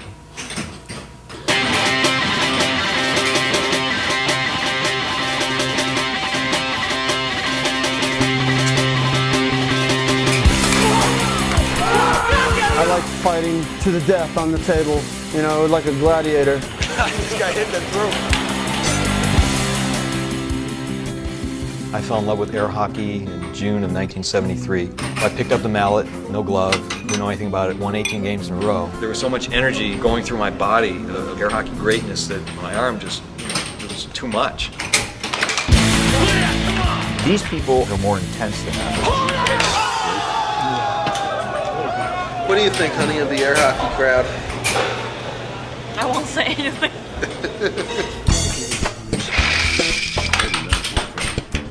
There's a lot of individuals in air hockey. They have unique interests and they're not a real mainstream. Men, traditionally competitive, typically not in relationships with women, kind of loners, you know, kind of in love with the table and maybe married to the table. Right. I used to play air hockey every day. I'd play 30, 40 games a day. I would just play air hockey. That's what I like to do. That's ridiculous.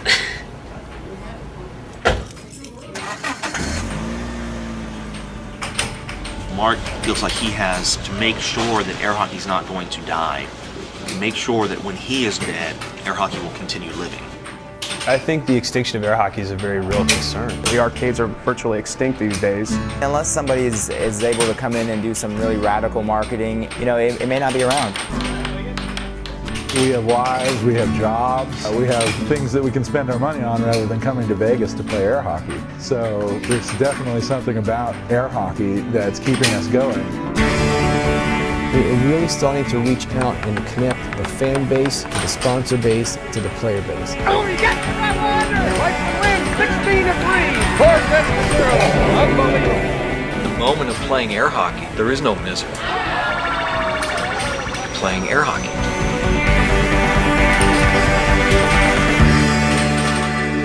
Why they have jump rope and things like that on ESPN and not air hockey, it's kind of beyond me.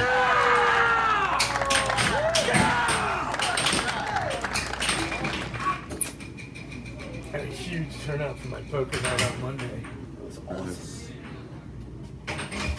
25 people show up and they all stayed to play the catch game afterwards. Very nice.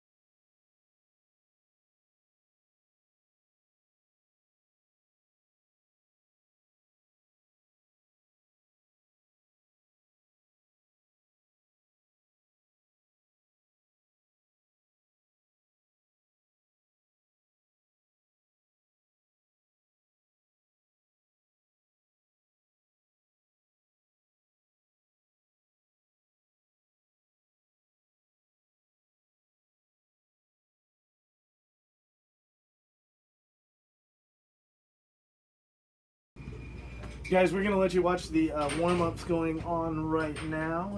This is just Jacob Munoz and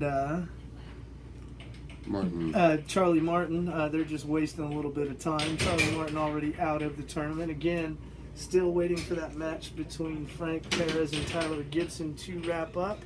As soon as that's done, we will have some more exciting air hockey action for you. Till then, just enjoy watching Jacob and Charlie.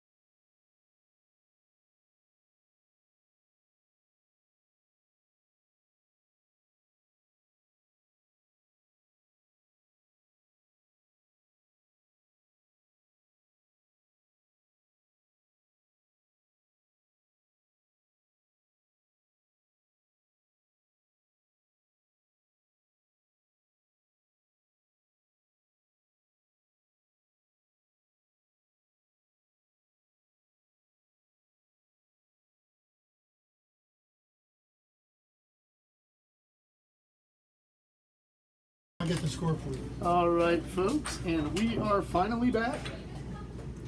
This is going to be the elimination bracket semifinals, and it's going to be Tony Morris against Tyler Gibson. Sorry about the delay in coverage.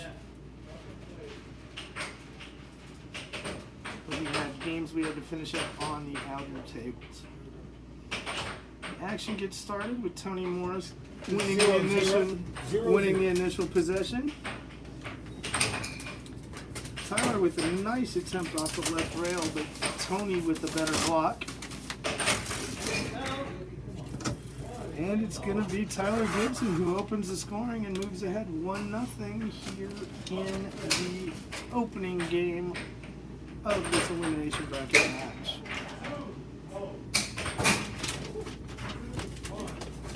Two quick ones from Gibson, but Morris with a nice answer and cuts the lead to 2-1.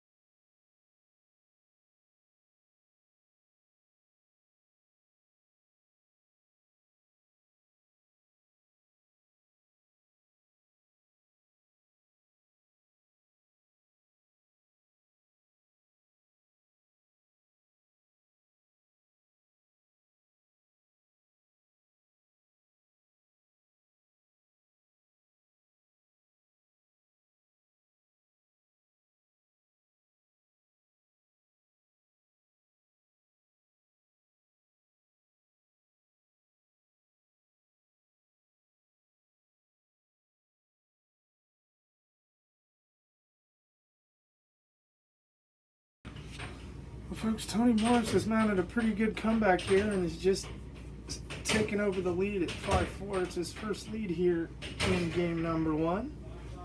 Short-lived, though, as Gibson ties it up at 5.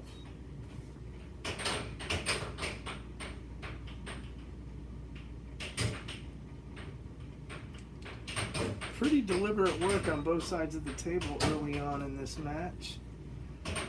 Neither of these players big bangers. They don't like for the game to move too fast. Morris surrenders possession as the puck does not stay on the table, and Gibson gets to game point first. Moves back ahead 6-5. And we are to sudden death, and that is no shock with the way game one has played out. Been very evenly matched. Neither player able to grab more than a 2-point lead, and here we are at 6-6.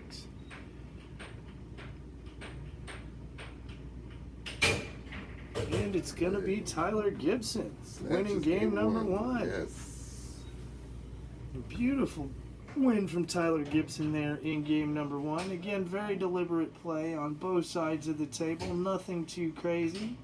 Just trading points back and forth. And Tyler Gibson, the first one to get to 7. Couple words of encouragement from Sarah Weissman, who is awaiting the winner of this game in the elimination bracket finals. So the winner of this game, as I just said, moves on to face Sarah Weissman, loser, with a very respectable 4th place finish in the weekly.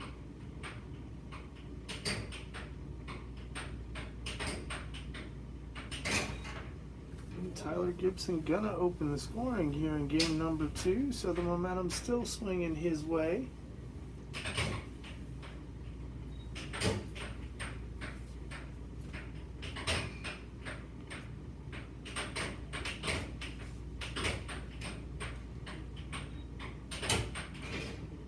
Tony gets on the board there with a nice return shot off the near rail. Like to see Tyler do more work towards the middle of the table. He's got a huge reach and height advantage over Tony Morris. Tony Morris coming in probably at around 5'5" because he's shorter than I am. And Tyler Gibson well over 6 feet tall.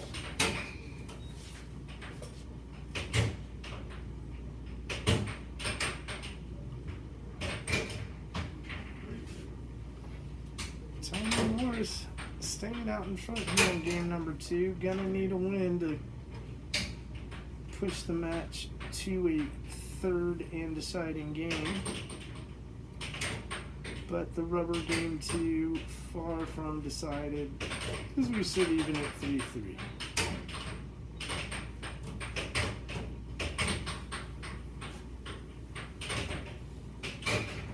Oh, Tony gets the better of that little rally there.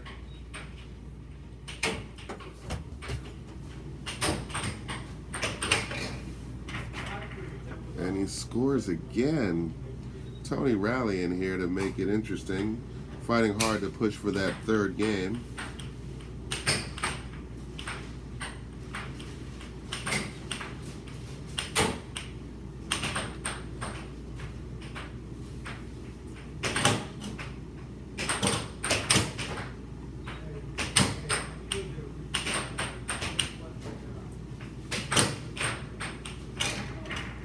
Tony closing in on clinching game 2 and forcing a game number 3.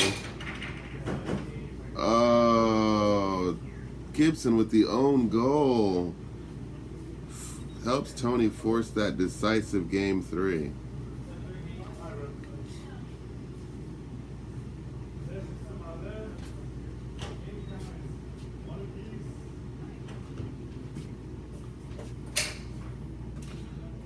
Here we go. We're going to go right to game 3 here. Or 3rd game in the set.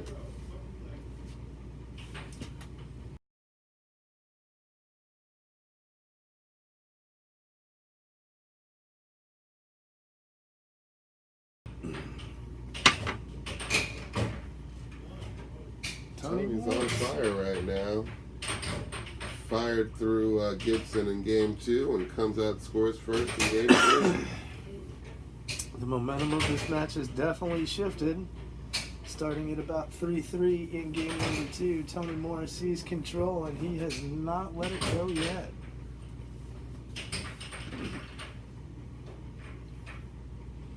Little corner rattler for Tyler.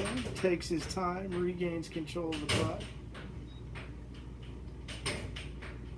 a mistake you see from the youngsters. They'll lose the puck down there in the corner, and they'll be so quick to get at it, they'll end up losing the possession. Tony Morris trying to make a statement tonight. We haven't seen Tony Morris at a final table yet this year. Again, Tony, our tournament director. It's always nice to see him make a deep run. All the good work he does for us. You know, Sarah Wiseman is lurking, and he's got a chance of redemption, but she's got a chance to put him down twice in the evening. And with the way Sarah Wiseman played Jacob Munoz, I know he won, and he's sitting at the championship table waiting, but she gave Jacob a run for his money. Going to be two completely different styles of play in our next match, regardless of if it's Gibson or Morris who gets there. Sarah is definitely going to be a huge increase in the pace of play for both of these players.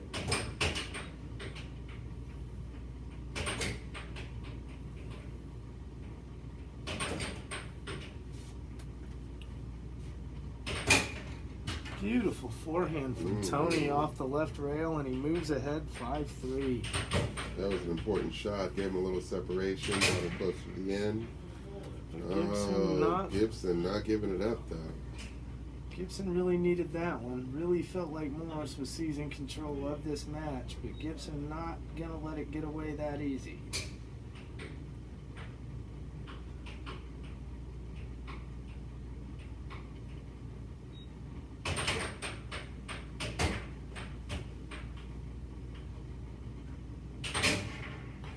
And there you go, tie game from Gibson.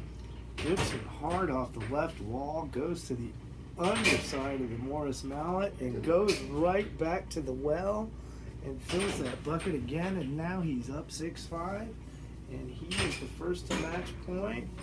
Little bit overexcited on the attempt to close it out and unable to keep the puck on the table, so he's gonna surrender possession over to Tony Morris. Tony Morris really gonna need to score right here, and he does just that. Oh, it's over. I apologize, folks. We missed a point somewhere in the coverage, and Tony Morris is gonna move on to face Sarah Wiseman. We are going to take a quick break this time, I assure you folks. This one will be 90 seconds to maybe 3 minutes. It will not be half an hour.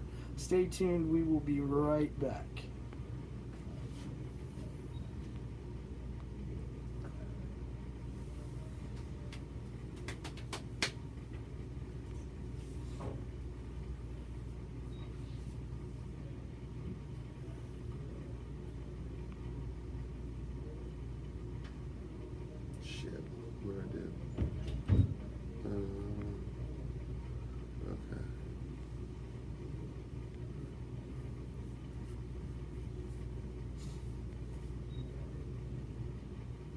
They haven't updated the iPad.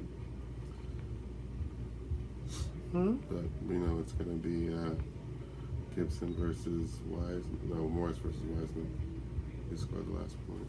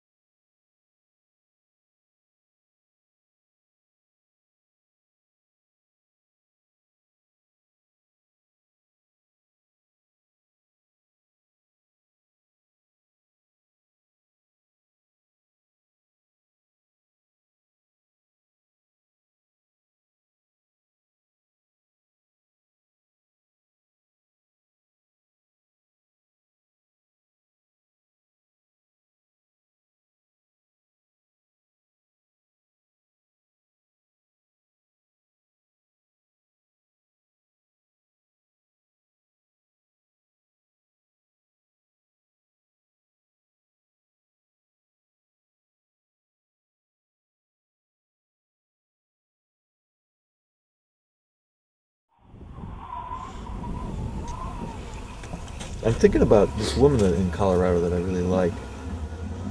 You know, I'm thinking about explaining to her first that to me you're like an air hockey table.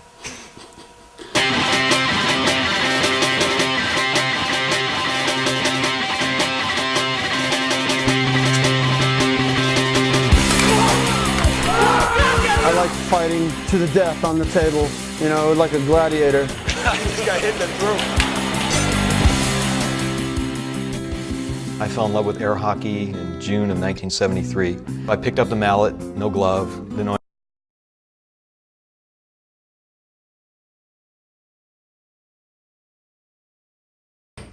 Guys, we are back.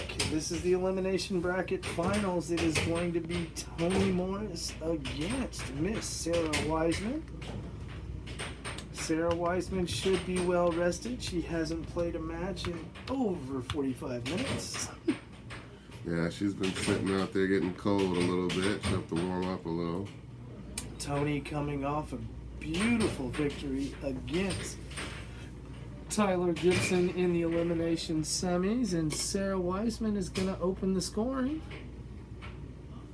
Moves ahead 1-0, another even match. Both of these players will be getting a couple points at the championship table against Jacob Nunez, but heads up against each other, neither surrendering a handicap early. Oh, and Wiseman with the mistake on the return attempt. On the rebound off her own shot, and that's going to be an own goal against Wiseman. So now Toni Morris moves ahead 3-1.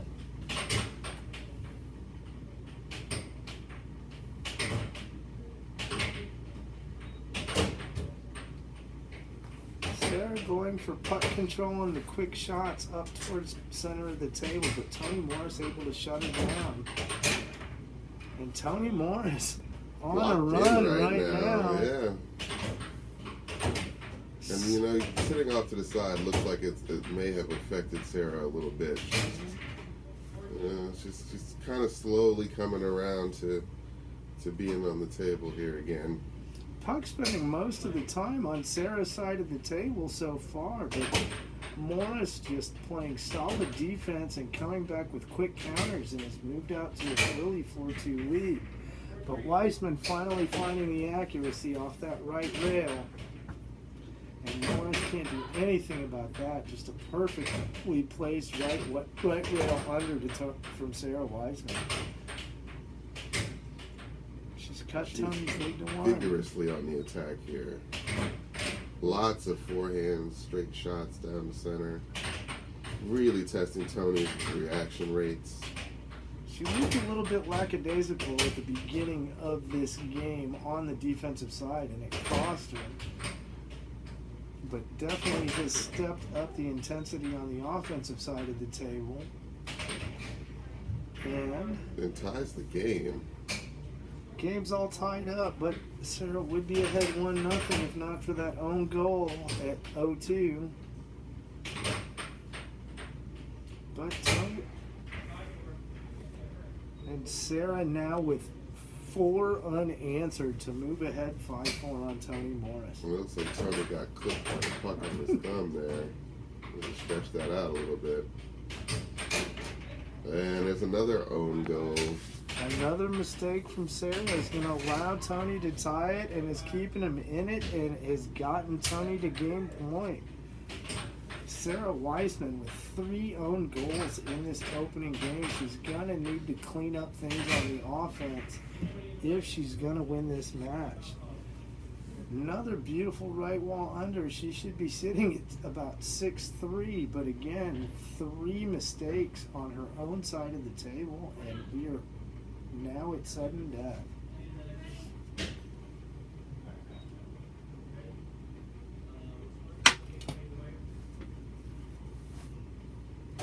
That little look at the leg here, it seems like, yeah. And that's game, just like that. Toni took advantage of the pause. Toni Morris taking advantage of 3 mistakes by Sarah Wiseman in the opening game and closes her out 7-6. Sarah cannot be happy with the way that turned out. While we have a moment, another quick shout out to our sponsors at the Old Humble Brewery. A beautiful Texas whiskey, folks. Make sure you get out and give it a try. You can find it at at most of your local Specs locations. Again, that's Old Humble Distilleries, beautiful Texas whiskey. And again, our friends at the I-45 Bingo Hall at the corner of I-45 North and 1960, home of the daily guarantee, $10,000 in cash and prizes. Also, a big shout out to where'sthegig.com, always a musician's best friend when it comes to managing your personal business. Things are going to restart now with Tony Morris on the attack. Again, Tony, the beneficiary of some sloppy play by Sarah Wiseman in the opening game of this match. And closing out Sarah 7-6 in the opener, but Sarah looking to get off to a better start, but they're trading goals early, and both players with right wall unders, and Weissman follows with a backhand right down the middle, and we are at 2-1, Sarah Weissman in the lead. Tony's taking his time a little bit here. Want to make sure that he's ready to go before he gets going. He knows how important this game is. Tony Morris, I feel, is probably going to need to shut Weissman down. If he allows her to regain the momentum, win game 2, all bets are off in game 3, and I just kind of feel like a third, going to game 3 is going to favor Weissman all the way. It just means the momentum switched to her side of the table. And she has the benefit of youth. There is always that. Very clever there. She set that up rather nicely and then just popped it on him. The old farts with good showings here tonight. Frank Perez making it to the semifinals in the elimination brackets, getting closed out by Tyler Gibson. And Tony Goofy Morris still here, while the legend Phil Arnold getting closed out early on in the tournament today, in the tournament this weekend.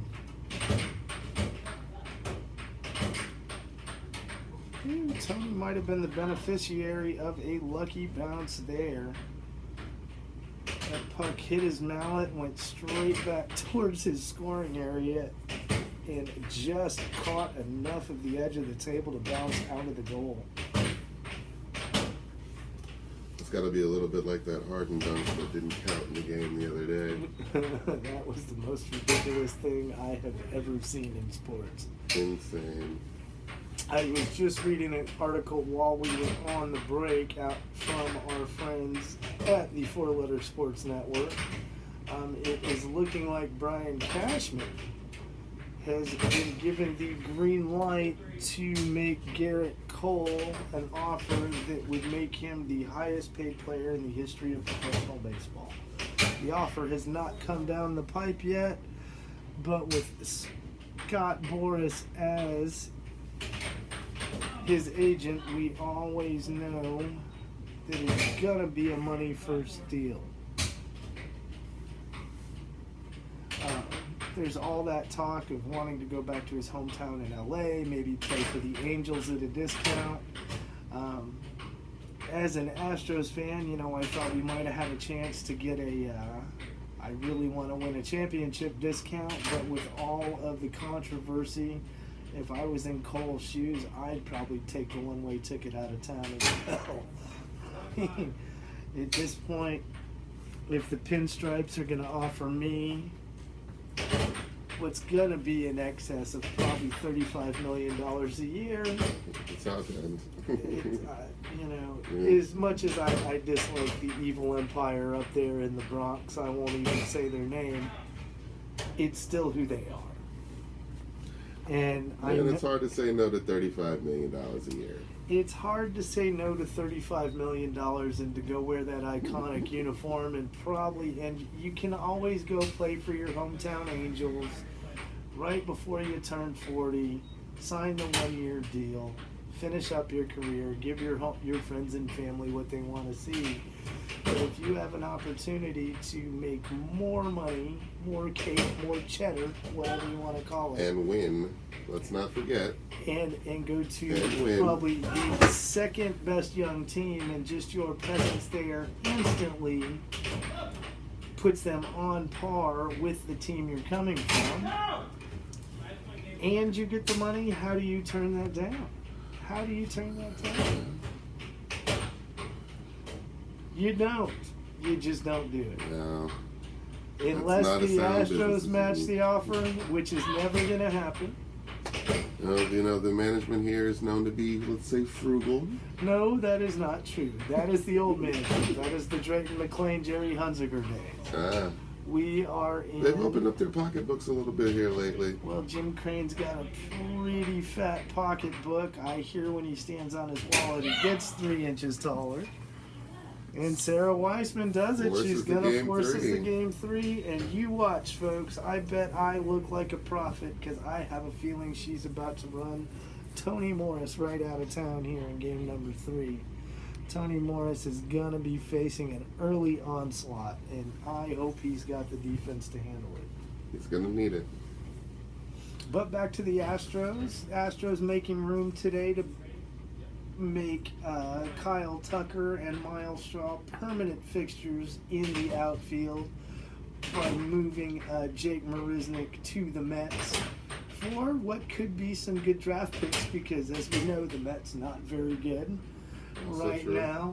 Marisnick helping them out on the defensive side of things when it comes to it. Marisnick obviously showed some pop here and there, but as far as a consistent batter, I mean, the guy always ends up batting around 220, 230. It's always been his defense that's kept him on the field. So the Mets, right now, not in complete rebuild mode. Now, adding a guy like Marisnick, it's more of a preventative measure in keeping the other team from scoring runs as opposed to improving your offense. But he does get some timely hits, so that is something you can count on. And he's also going to bring championship and playoff experience, which the Mets sorely need, and he's going to be reunited with Carlos Beltran. So, Beltran being the new manager there, he's familiar with what Marisnick brings to the table. Obviously, Marisnick no Beltran, but Beltran, the same type of player that everyone always wanted Marisnick to be. If Marisnick could have lived up to his full potential at the plate, maybe he could put up numbers similar to Beltran. But defensively, Marisnick does remind me a lot of a young Carlos Beltran. Unfortunately, when he was young, Beltran wasn't winning titles. He had to be the fat old guy on the team. And, Jake isn't old, but again, he's going to be that veteran presence in what is sure to be a young locker room up there in Queens for the next 2 or 3 years. Yes, indeed. And it'll only be about 2 or 3 years if he doesn't win any games, so it's not a very forgiving market. Mets solid pitching staff with Syndergaard still up there, locked up for the next few years. Finally got David Wright to retire. That big contract eating their lunch for so long. The Mets are the kings of handing out ridiculous contracts. They're still paying Bobby Bonilla. And when you're in a city like New York and you're putting up with those guys from across town, 2 trains away, not everyone can do what those evil guys what the Evil Empire does. Just not everyone can do that. And, since Cashman has been there and since the passing of Big George, the Yankees have become more of a Moneyball type team. Yes, they still have the pocketbook to throw the 35 plus million a year that, I'm sure they're going to end up throwing at Garrett Cole, but a lot like the Houston Astros, they've got a very, very strong farm system and have been They didn't build it the same way through the draft, just through some well-placed trades. because unlike the Astros, the Yankees did not go through a five-year stretch of 100-loss seasons. No, the city would not bear that. The city would not bear that. It costs too much for those seats to sit through 100+ loss seasons. And the fans will be quick to tell you that Yankee Stadium would be a ghost town. Never been. I haven't been to the new Yankee Stadium. As a baseball man, I mean, come on, the old Yankee Stadium. That's like a Christian making the pilgrimage to Vatican City. Or the Mecca, right? You're going to Mecca. You go to Monument Park. You go touch Babe Ruth's face. Yeah. I did live in that part of the world for a while and worked for a company that did have season tickets to the hated Empire's Castle, and I went to a lot of those games, including the 5-pitcher effort, the no-hit. I don't know, and I will remind all of the Evil Empire fans out there that who was the last team to no-hit them? That would have been my beloved Astros. And I was there with a bunch of Evil Empire fans taking it from all sides. But I will give it to this for Yankee fans. They turn on the Yankees quicker than the visiting fans do. And by the 8th inning in that game, the home crowd was cheering just as loud for every Yankee strikeout that the Astros pitcher threw, because they knew they were witnessing history. The Evil Empire getting no-hit at home, it just doesn't happen. It doesn't Not happen. often. Wiseman taking the game and pushing herself into the finals bracket. So it is going to be a rematch at the championship table between Jacob Munoz and Sarah Wiseman. Jacob Munoz getting the best of Sarah in the winner's bracket final. So Sarah taking her pass to the elimination final and gonna get a second shot at Jacob.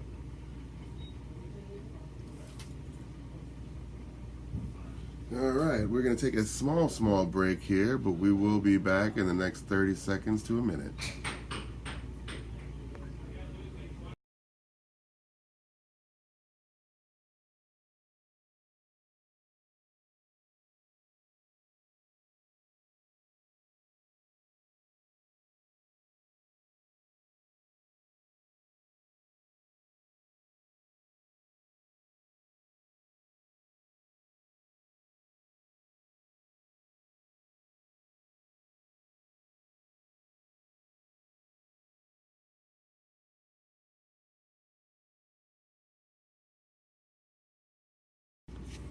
Alright guys, really quick break. I do believe Sarah is going to get a point or two against Jacob. We'll get an update on the handicap here momentarily.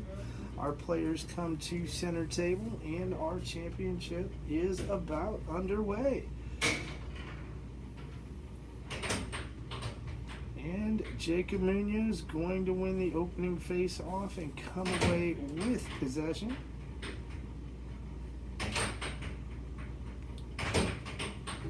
Tell you what, folks, I picked up an air hockey mallet for the first time in a better part of a decade about an hour and a half ago, wasting some time with Jacob Munoz, and yeah, I don't belong on a table anywhere near that kid. Yeah, I'm sure that had that been me, the outcome would have been the same. It's not worse. And Jacob Munoz picking up right where he left off. Sarah Wiseman unable to get a natural point yet. And another own goal by Wiseman, and Munoz quickly out to a 4-2 lead. If Sarah Wiseman can win this opening match, we will play 2. But with the way things are going, Munoz is on a roll. And if he closes out Sarah Wiseman in 2 games, our championship is done for Friday night. Oops.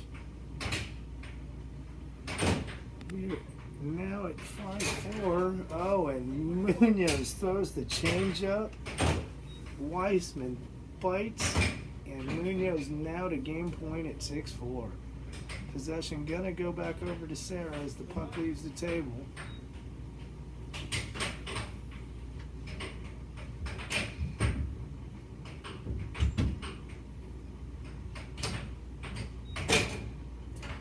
And there it is, folks. Jacob Munoz making quick work of Sarah Wiseman in game number 1. Sarah Wiseman only able to get off 2 natural points. And Munoz closes her out 7-4.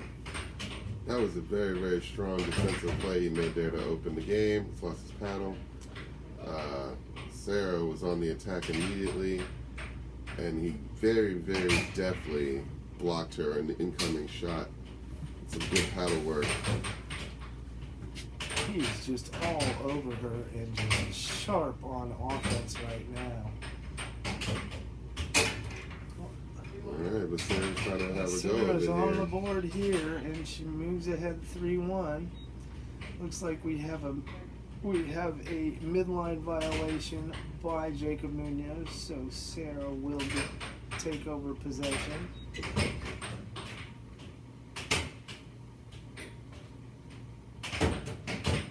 Jacob hasn't played a match in probably 35 to 40 minutes. But again, wasted a little bit of time with me and was playing a little bit with Charlie on the break on one of the satellite tables. So he's definitely not coming in cold.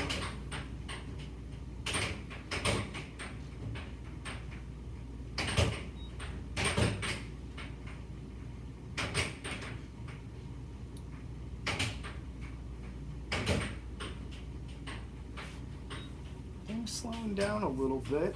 Players getting more deliberate with the shot selection. So they're trying to feel each other out a little bit here. Look for some weaknesses. Anything they can exploit, really. Both of these really solid defensive players. I think Weissman has figured out that if the pace of play gets too quick, it definitely favors Jacob Munoz. So she's definitely going out of her way to slow down the pace of this game.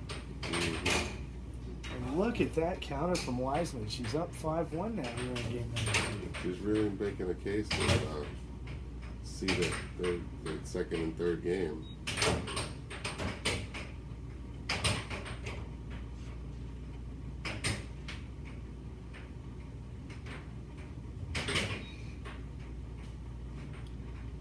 Really sharp angle on that last attempt by Munoz. But Sarah shut it down.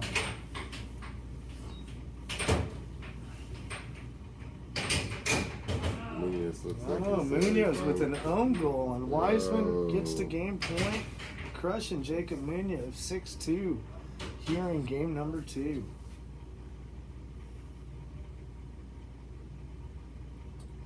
Again, Weissman gonna need to win 2 matches against Munoz to claim a championship. Her only loss tonight coming to Jacob in the winner's bracket final. These have been the 2 sharpest players all night long.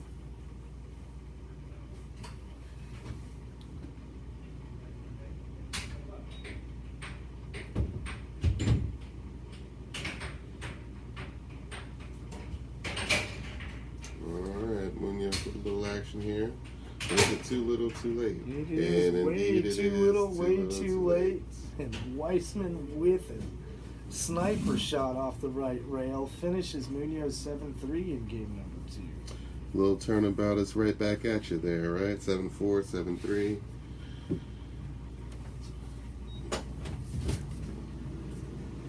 Got another little lull in the action here. It's a very important game. Some players are taking their allotted time to recoup and reset their minds.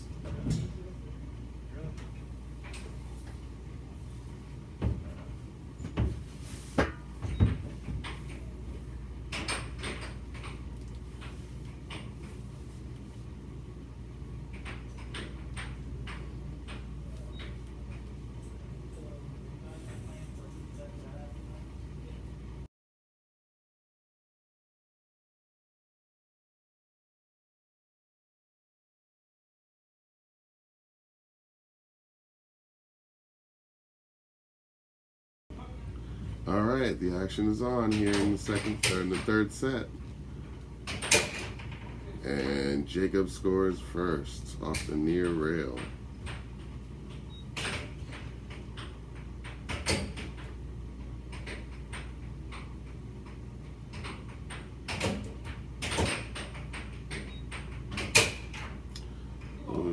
Jacob's coming out firing right now. Scores on a forehand there. Quickly ties the game. And he's just blasting him down Center Street right now.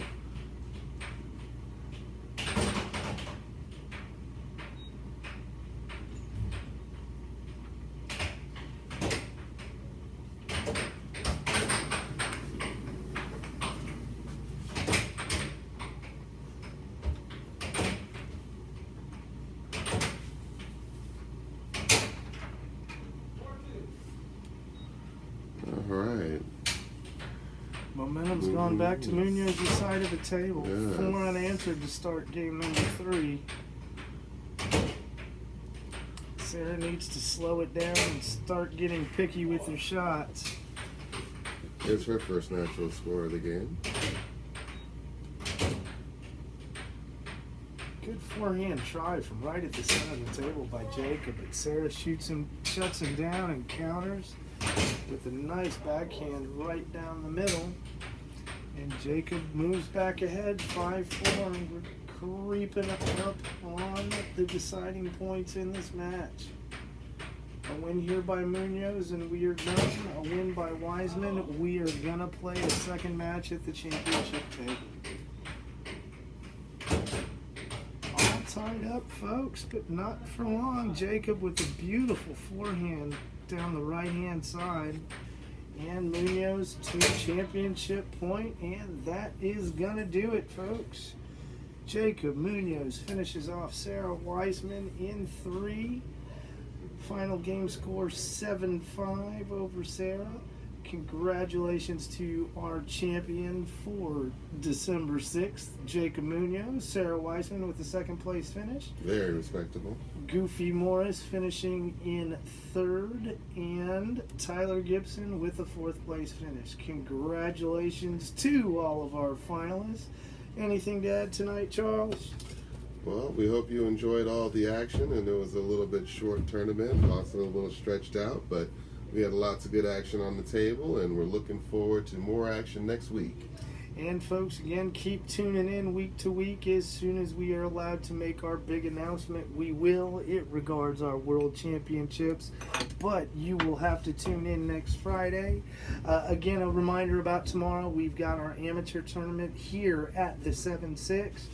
Located at 2808 Milam. Anyone age 25 and under, we encourage youngsters to come out, give air hockey a try. It's going to be a $5 entry fee. If you are a master level player, you may come out and give some advice, but you may not play. This event is all about the newbies and the kids.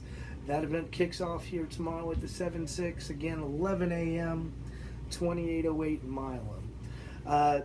One last shout out to the sponsors at the I-45 Bingo Hall. They've got games going till 2 a.m. tonight. Make sure you make your way out there.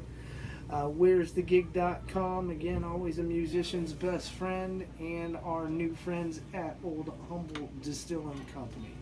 For Mr. Charles Ray, I am Jay Lippincott. We are signing out, and we will see you next week.